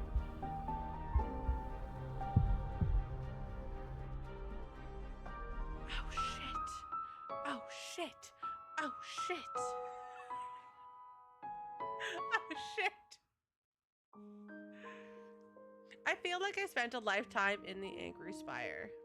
But when I return to the Divine Tower, the moon hasn't even moved westward. Carefully placing the pendant back, I can't help but gently smooth his slightly furrowed brow. He gave everything he could. He gave everything he could give to secure a future where I could survive, to construct a world where I could find shelter. Now, this world is in danger, and I will perish along with it. I'm certain he shall pay another devastating price to save me. I used to be sad before. It seemed like you didn't care about me and wanted to do everything that could make me angry. But now, Zayne, I regret it.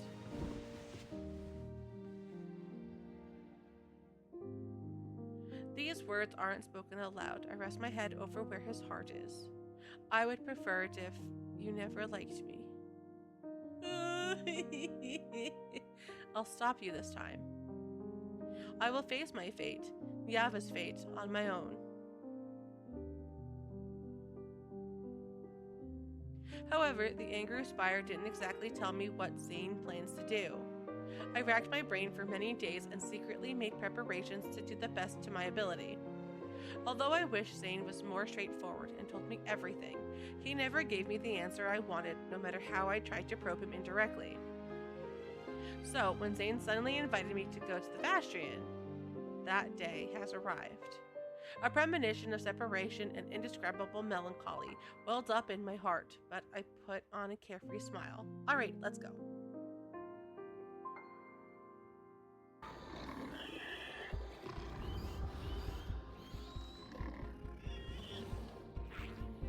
Having seen it countless times before, the Vastrian is the same as it's always been. Dust and sand fill the sky, and black mist enshrouds everything. Yet Zayne stands by my side and fights alongside me to eliminate monster after monster. When I asked you before, you said the Vastrian couldn't be destroyed yet. Is today that time?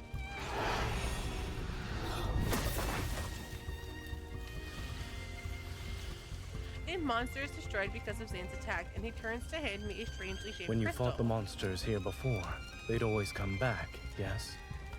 Correct, but they're dissipating now. It's because their protocors have exhausted the last of their energy. I take the crystal from Zayne's hand. He said that protocors are these monsters' hearts. Even though it looks as brilliant as a gemstone, it brings disaster. It isn't merely a harbinger of catastrophe. Its true potential lies beyond that. But for now, Niava in its current state cannot utilize its true purpose. Must I wait for another time? He doesn't answer me again. I take a deep breath and channel the small flame of frustration rising in my heart into my sword. I slash the next monster.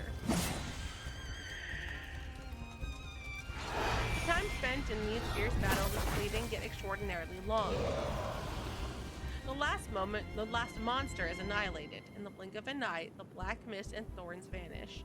The corrupted land that once brought countless disasters to Niava is seemingly swallowed up by an invisible vortex. I should feel a sense of relief, yet the heavy feeling in my heart hasn't lessened in the slightest. The ground violently shakes, and our surroundings ripple with invisible waves. They grow larger and larger until the first crack appears at their center.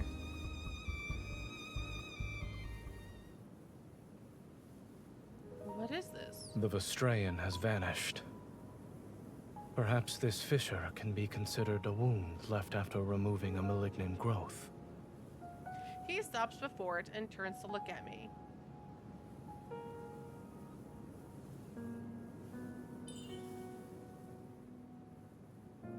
Let's go.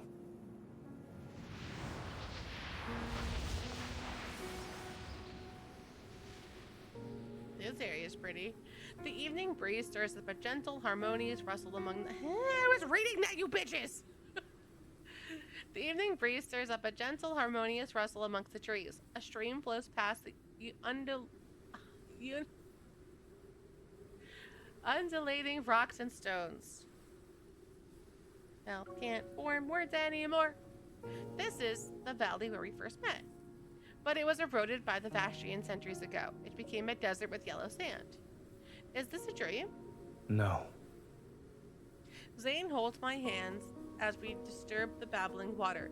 It's cool, and I feel every strand of water flowing through my fingers. I remember you saying you wanted to claim me as your own when you first saw me. And you planned to take me back to the Divine Tower.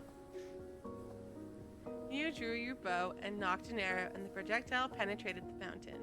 I had never seen someone so powerful and handsome before. Of course I couldn't let you escape. Looking back now, that day was a first meeting for me, but for Zayne, it was a reunion he waited a long time for. When you saw me back then, what were you thinking? I thought I was very fortunate. The first person I encountered in this world was you. Was seeing a beautiful goddess fall from the sky an unforgettable experience? That beautiful goddess was preoccupied with gawking at me. She then proceeded to slip on a stone and fall. Indeed, it was truly unforgettable. As if we were going for an ordinary stroll, he leads me through grove after grove of trees and shadows. They sway with starlight. We are in the depths of the Vestrayan. If we go through here, where will we find ourselves? Do you want to know? I don't. I stop in my tracks and tightly grip his hand. If we reach the end of this world, he might leave me. I want to stay here. I don't want to go anywhere. Then let's stay. I also don't want to go anywhere.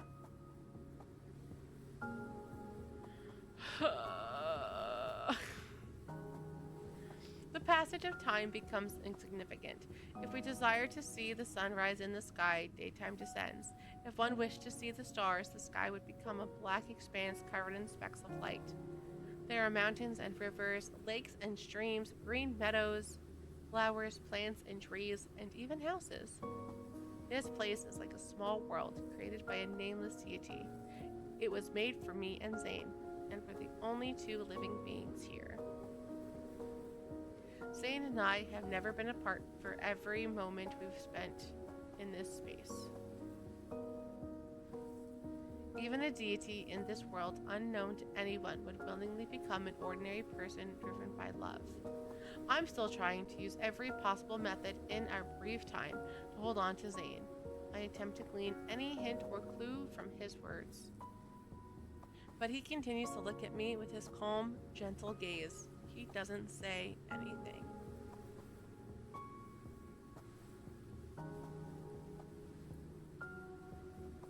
This is for you.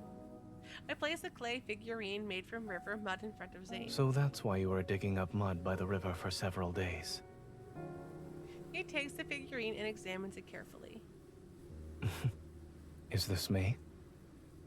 It resembles you, no? This is the most handsome one among all the clay figurines I've made. I thought you would make a pair. I actually did try to do that, but I kept breaking.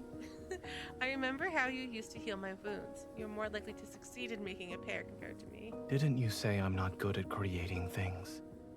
But you're still constantly trying to fix everything, whether it's me or Niava.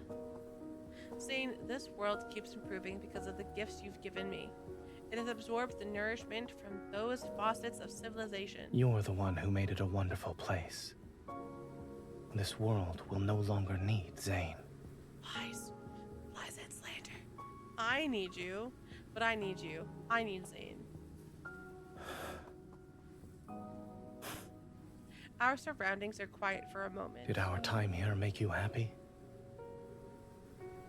If it were possible, I'd wish everything was like this for all eternity. If it were possible, would you be willing to stay here for all of eternity? I nod, then I shake my head. We both have things we must do. We're going to leave. Am I mistaken? You're going to leave. Am I mistaken? Your Niava is akin to a plump seed that has already stored enough nutrients. Zayne avoids my gaze as a phantasmal seed appears in his palm. However, now is not the time to plant it. In a place that's infinitesimally far from this world, there are errors I must erase. He closes his palm, and when he opens it again, golden light has gently enveloped the seed. The proper soil shall only appear when those errors are gone. Only then will this seed break through the soil, sprout, and grow. The time you spend in Niava will seemingly last an eternity. You'll be happy. Those distant, grand stories leave his lips as if it were a single leaf gently falling. Yet the weight that they have in my heart is heavier than the mountains. So that's what you need to do. I sweep away the phantasmal seed and force my voice to remain steady. you'll protect Niava and me so that nothing can get through, and you'll face the dangers of and death yourself. Is that it? Why would you think I could accept your sacrifice and devotion with a clear conscience? I'm sorry. But even if it is selfish, I shall always make the same choice. He presses down on my hand. A golden light flickers and an object emerges from beneath our overlapping palms. The Destiny Stone? Panic floods my heart. I struggle desperately to break free, but my body won't move. Zayne, if you erase your name from the Destiny Stone, will disappear forever and never be able to return to Niava. Familiar golden light pours out from between our intertwined fingers, and the power within my body surges. On the black stone tablet surrounded by golden radiance, Zayne's name is being erased bit by bit. Oh no! You promised to carve your name. You were the one who wanted me to stay by your side forever. He looks at me carefully. His focused gaze makes me feel as if he wants to etch my appearance into his memories before fading away. From now on, this world no longer needs me. No! You bugger! I rush back to the Divine Tower using the shortest amount of time. Unsurprisingly, the angry spire has disappeared with its master. My footsteps echo through the vast hall, yet when I realize I'm the only one in this tower, an enormous emptiness engulfs me. It's like Zayne had never existed. It shouldn't be like this. It can't be like this. I catch a glimpse outside. I stop and look at it in disbelief. Scattered frost and snowfall drift down from the sky. Your Niava doesn't have snow. It must be Zayne. He is going to protect Niava. I must find him right now. I almost stumble as I run behind the altar and turn the mechanism hidden beneath the floor tiles. In the small room beneath the altar, the golden Enzu that once carried me through Everlost is huddled in the nest I built for it. My apologies, I kept you confined for so long. This is one of the preparations I had made in advance. Once Zayne leaves, I will never be able to track him down again. I contemplate my next move. I can only rely on the Angru Spire. The golden Enzu can't exist without the spire, which means it shall fly to it no matter what. And that's where Zayne is. I cradle the golden Enzu, touch my fingertip, and let my blood drop into its sharp beak. Take me to Zayne. Oh, snap!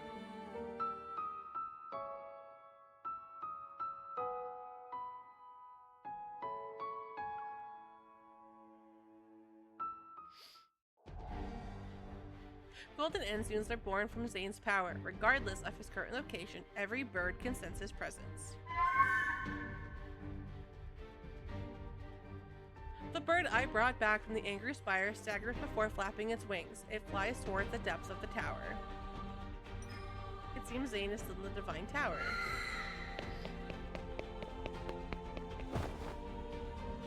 When my foot touches emptiness, the sensation of weightlessness follows.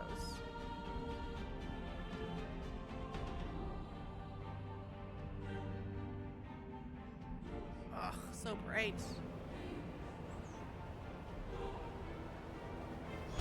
Golden Enzus weave and dance before my eyes. The sight doesn't surprise me, but there's no river paved with golden dust this time. The rapid descent doesn't cease. Golden threads from the bird's mouth crisscross, interweave, and extend into fragmented images. My snow won't melt. Promise me you won't cry anymore. Follow the jasmine's fragrance. These scenes, without order or causality, spread out before me. Piece by piece, they form the faces of me and Zayne.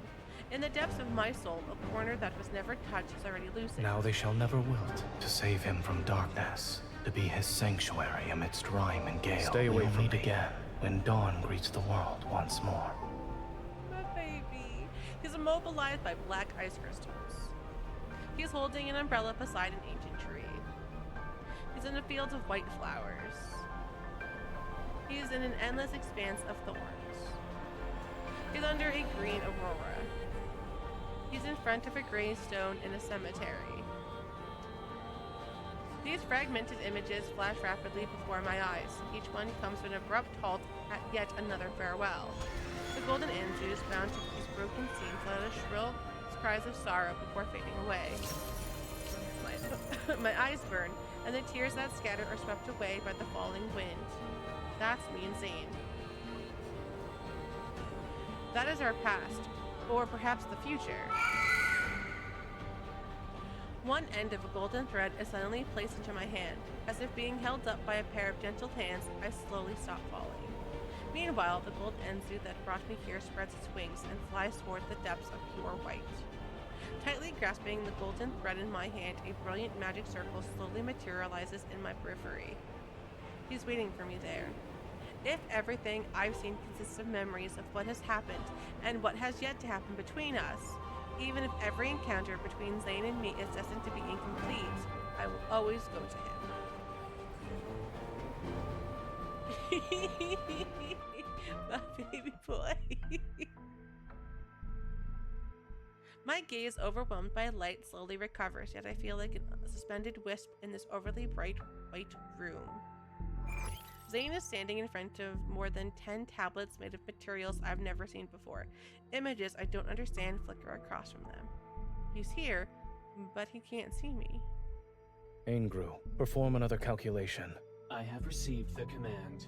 Conducting calculation attempt number 271,828. The images on the tablets change rapidly in silence. Countless calculations flow across them.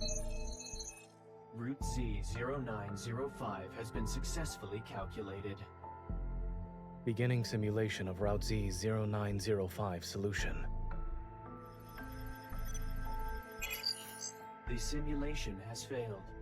Based on historical data and model parameters, no successful pathway exists. The optimal solution is the predetermined plan you have previously inputted. No evacuation of life forms is necessary. The 271,828th calculation has been completed. All pathways converge on the same result. The margin of error is 0.00000000001%. Should I flag the fatal flaws in this pathway?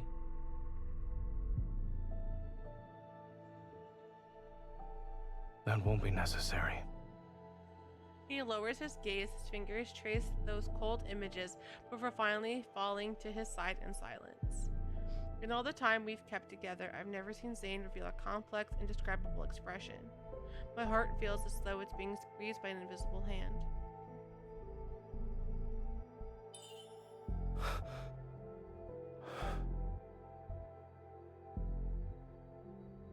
What? You're allowed to hide everything from me, but I'm not allowed to catch you off guard for once? Zayne, Before I can release the rest of my frustration, I'm pulled into an embrace. You shouldn't have come here. Why should I listen to you? I want to counter with the fiercest tone I can muster, but the uncontrollable hitch in my voice makes my words sound unconvincing. Stroking his back, I feel Zayne's warmth. It's real and tangible.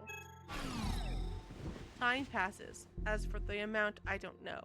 Before those images vanish, a bell-like sound rings out. We slowly return to our senses and gradually let go of each other as if we woke up from a dream.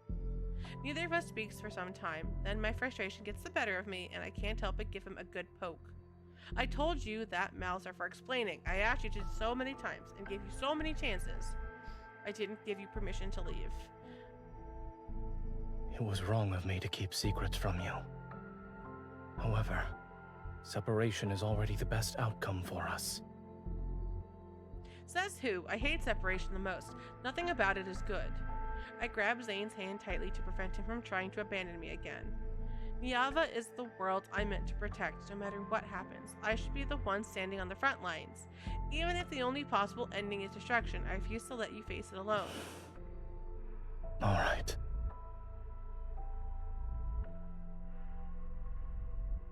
Then stay here with me. Okay. I breathe a sigh of relief and take in the strange, mysterious scenery around us. Are these the errors you mentioned? The ones that need to be erased? It's not just these. Zayne traces a faint pattern in the air. 2 circles, each a different color, yet partially overlapping, immediately appear. This world exists separately from Niava, but both coexist within the same universe. The fate of destruction has already descended here. It won't be long until it has no connection to Niava. He cuts through the boundary connecting the 2 circles. The black circle gradually disappears without a trace. Only the golden circle is left behind. Thus, the last connection between Niava and this world will be severed like that. If it disappears, then Niava won't be destroyed? Something to that effect. As for where we are at the moment, you may think of this place as my divine tower. You're not just a god in Yava, you're also a god here. The ground beneath our feet shakes without warning. Sounds akin to rumbling from underground echo from outside the room. Be careful. When Zayne pulls me to his side, the shaking stops. Is your divine tower collapsing? Yes. This place is already in ruins. It could collapse at any moment from those kinds of tremors. In the pause between flickering lights, Zayne pulls open an inconspicuous door in the wall of the in the wall and leads me through. We hurry out of that pure white room as the sounds of debris and cracking echo behind us. Before us stretches a long, dark corridor where wind whistles through fissures in the walls. Its mournful reverberation resounds. We're heading to the top floor. We need to disrupt the magical array there. Only by completing the separation of the 2 worlds can the Angru Spire reconnect with Niava. You'll accompany me, yes? He takes my hand and begins walking through the dim corridor. Along both sides of the passageway, there are flickering lights that barely illuminate our surroundings. Everything is dilapidated and decayed as if it suffered through chaos or an instance of ransacking in the past. I don't know what my foot touched, but the wall in front of me suddenly flashes with scenes I've never seen before. My lord, why do you no longer show us mercy? You have already seen us in the ruins. If even you have abandoned us, then is there anything left for us to believe in? Are we not devout enough? Have you decided to stop answering our prayers? Save me, my lord.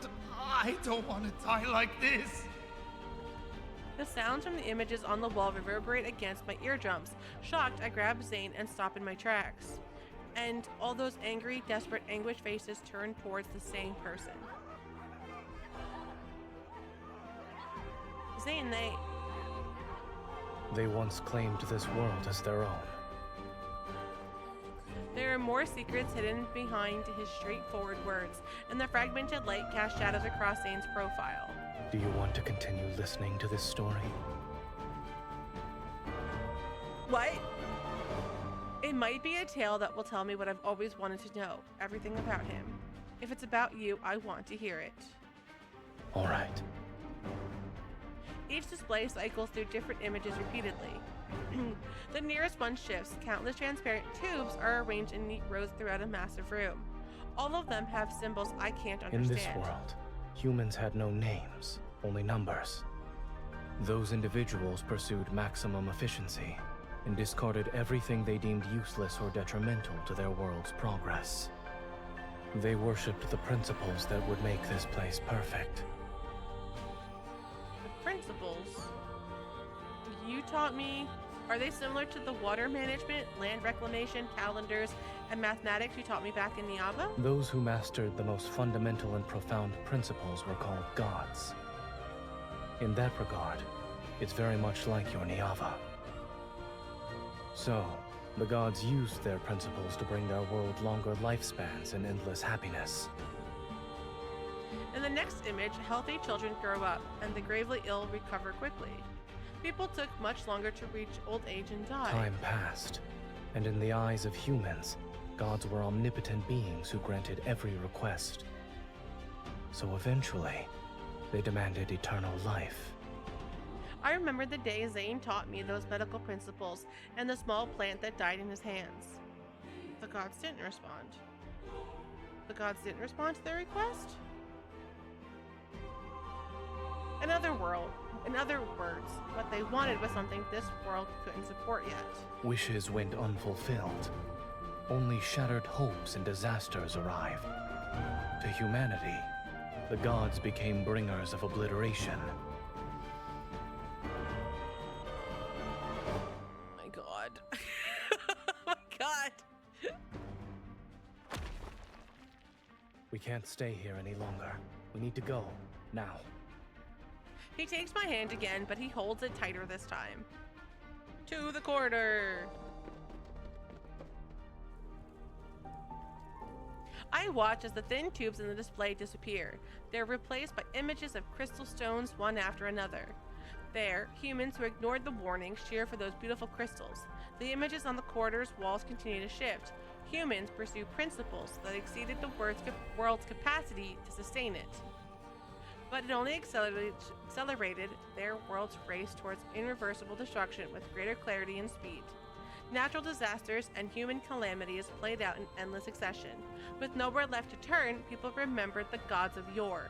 They gathered to angrily accuse those deities, mournfully prayed to them, and humbly begged for mercy. Day after day, this facility was surrounded by humans desperately hoping for salvation. When the blizzard arrived, they finally realized they could no longer receive divine protection.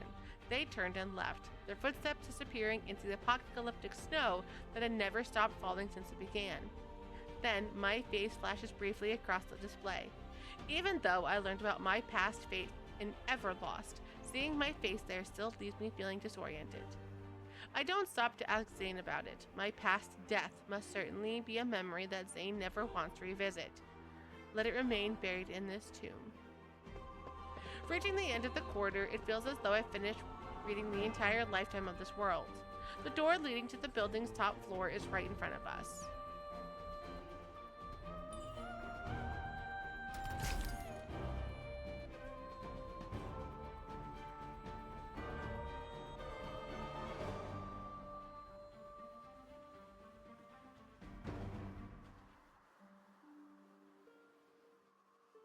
If this place was once the seat of a world's glory, then it's nothing more than a cliff overlooking ruins now.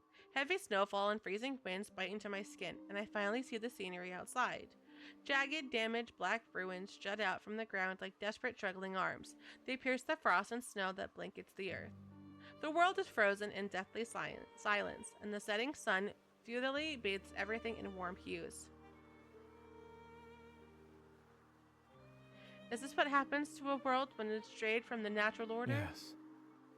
The scenery here was once beautiful as well.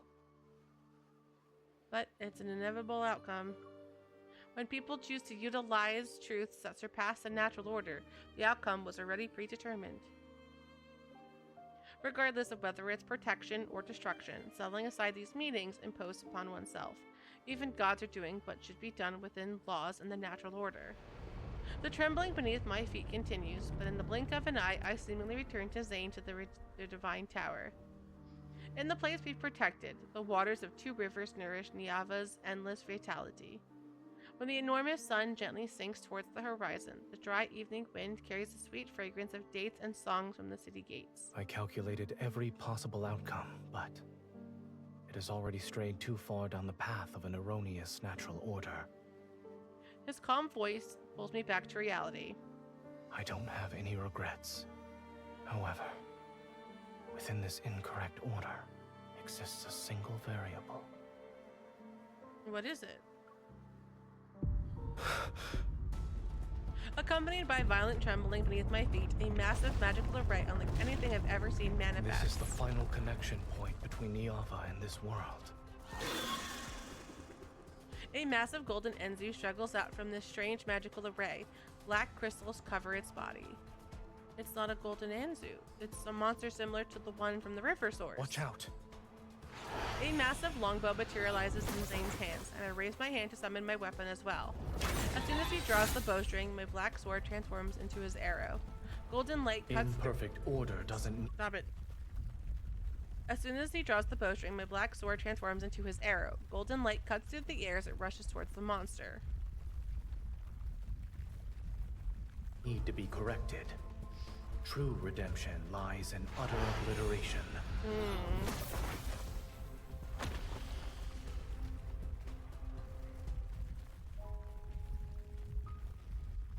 After the giant bird-like creature falls, black energy fragments drift down, reminiscent of Calamity's ashes burning in old world. The tremors and rumbling from the world below grow stronger. They transform into ripples that destroy this facility.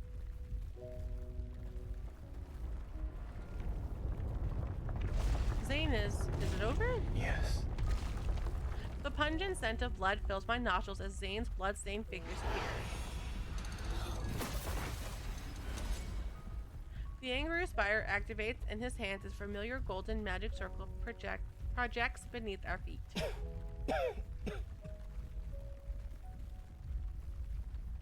Go. This is your last chance to leave. You're telling me to go back to Niava. Alone. Zayne, you liar. You never planned to leave with me from the start. You are correct about one thing. I only know how to bring about ruin, so I truly am unskilled at creation. The severance is complete.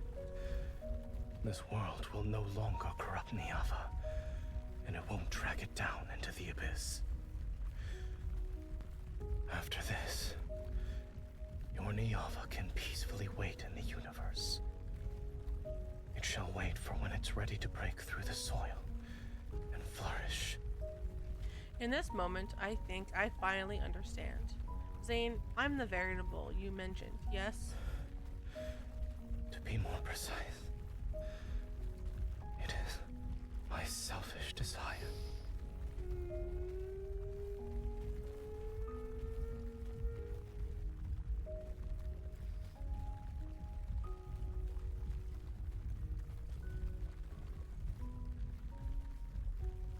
If gods have selfish desires, then he must want his beloved to live.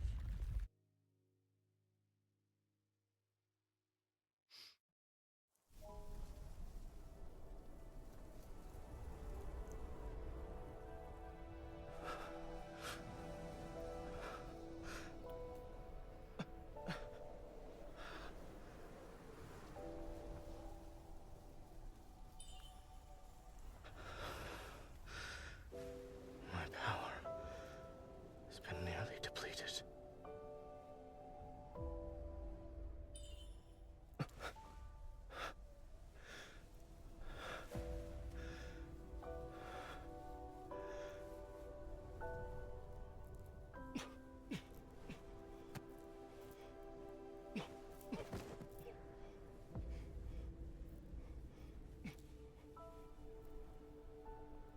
Fortunately, yes, we still have time to watch this sunset.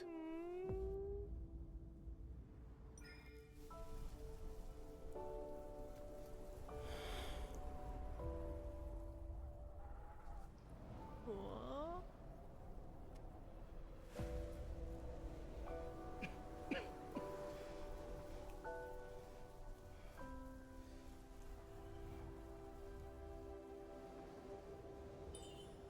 So that's how this world's final sunset looks. It's very beautiful.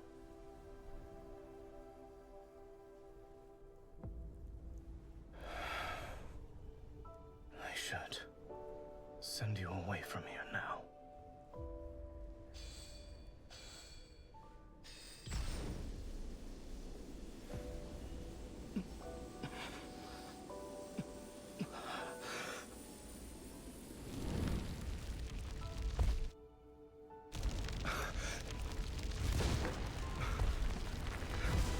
Give me your hand.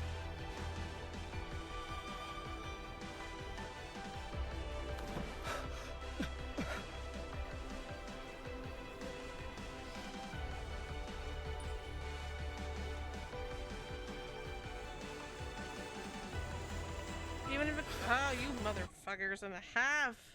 Why put text if you're not gonna allow anyone to read it? Even if it costs me everything, I should be the one to protect you this time.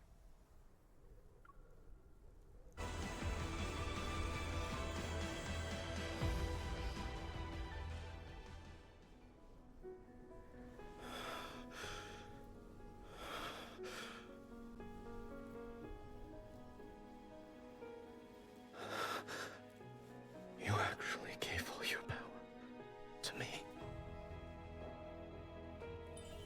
You already have given me so much more.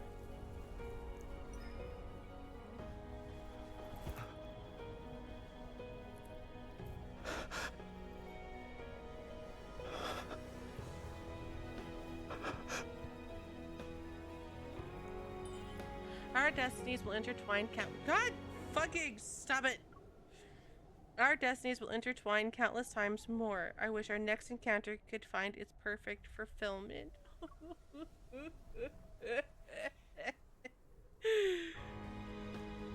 Will it ever come true, Zayne?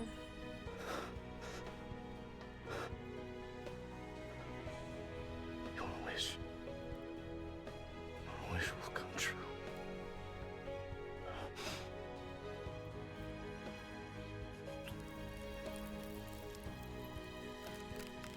Don't leave me.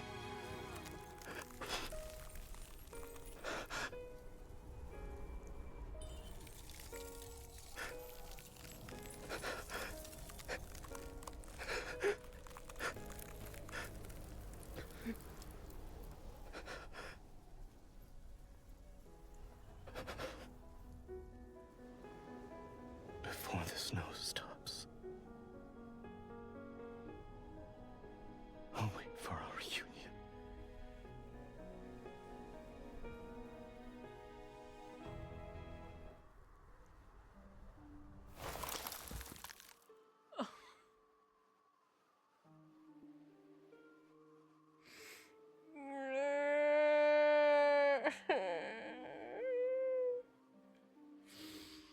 I knew it was gonna happen and I wasn't ready for it anyway. God damn it. As the last ray of sunlight passes over the frozen twin rivers, no one witnesses the peeling of dark blue glaze in time's winds, or the crumpling of clay tablets that recorded a glorious past. No longer do devout worshippers chant the goddess's mighty name and glory, nor does anyone listen to the loving words the deity whispered into the hidden corners of the universe. Pure white swirls down from above to blanket every sound and breath of life in the world. What was once the goddess has fallen into a silence more enduring than death itself. Within the cold and quiet, she awaits for the next reunion with her beloved. At the end of the tower's long staircase, the angry spire erupts with brilliant radiance, and that light instantly devours the goddess's dwelling. The divine tower collapses and shall become one of the countless golden threads within the angry spire. The lonely deity will also step into eternity and become a silent watcher once more. Before the blinding white light fills his gaze, he turns and glances upon this world. The golden Enzu spreads its wings, its brilliant golden feathers transforming in the wind and snow. They become as translucent as ice.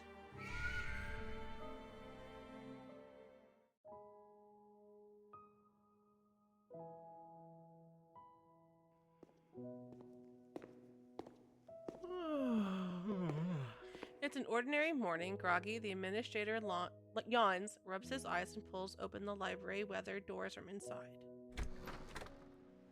Cold wind sweeps through the gap. Caught off guard, he shivers. It's cold.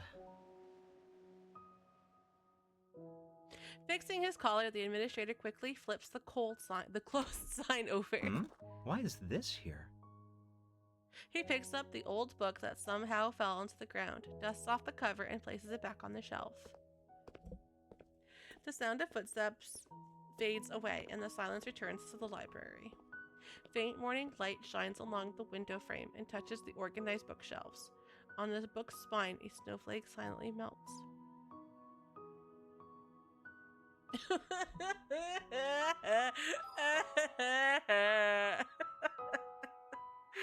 Oh my god! god. Oh my god, what is that? Pass by in countless worlds to reunite in this small realm. Corners of Affinity.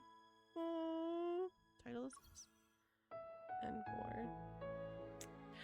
Well, chat, thanks everyone for hanging out with me in my emotional support moments. Oh my god, I'm sweating so badly and I'm sad at the same time.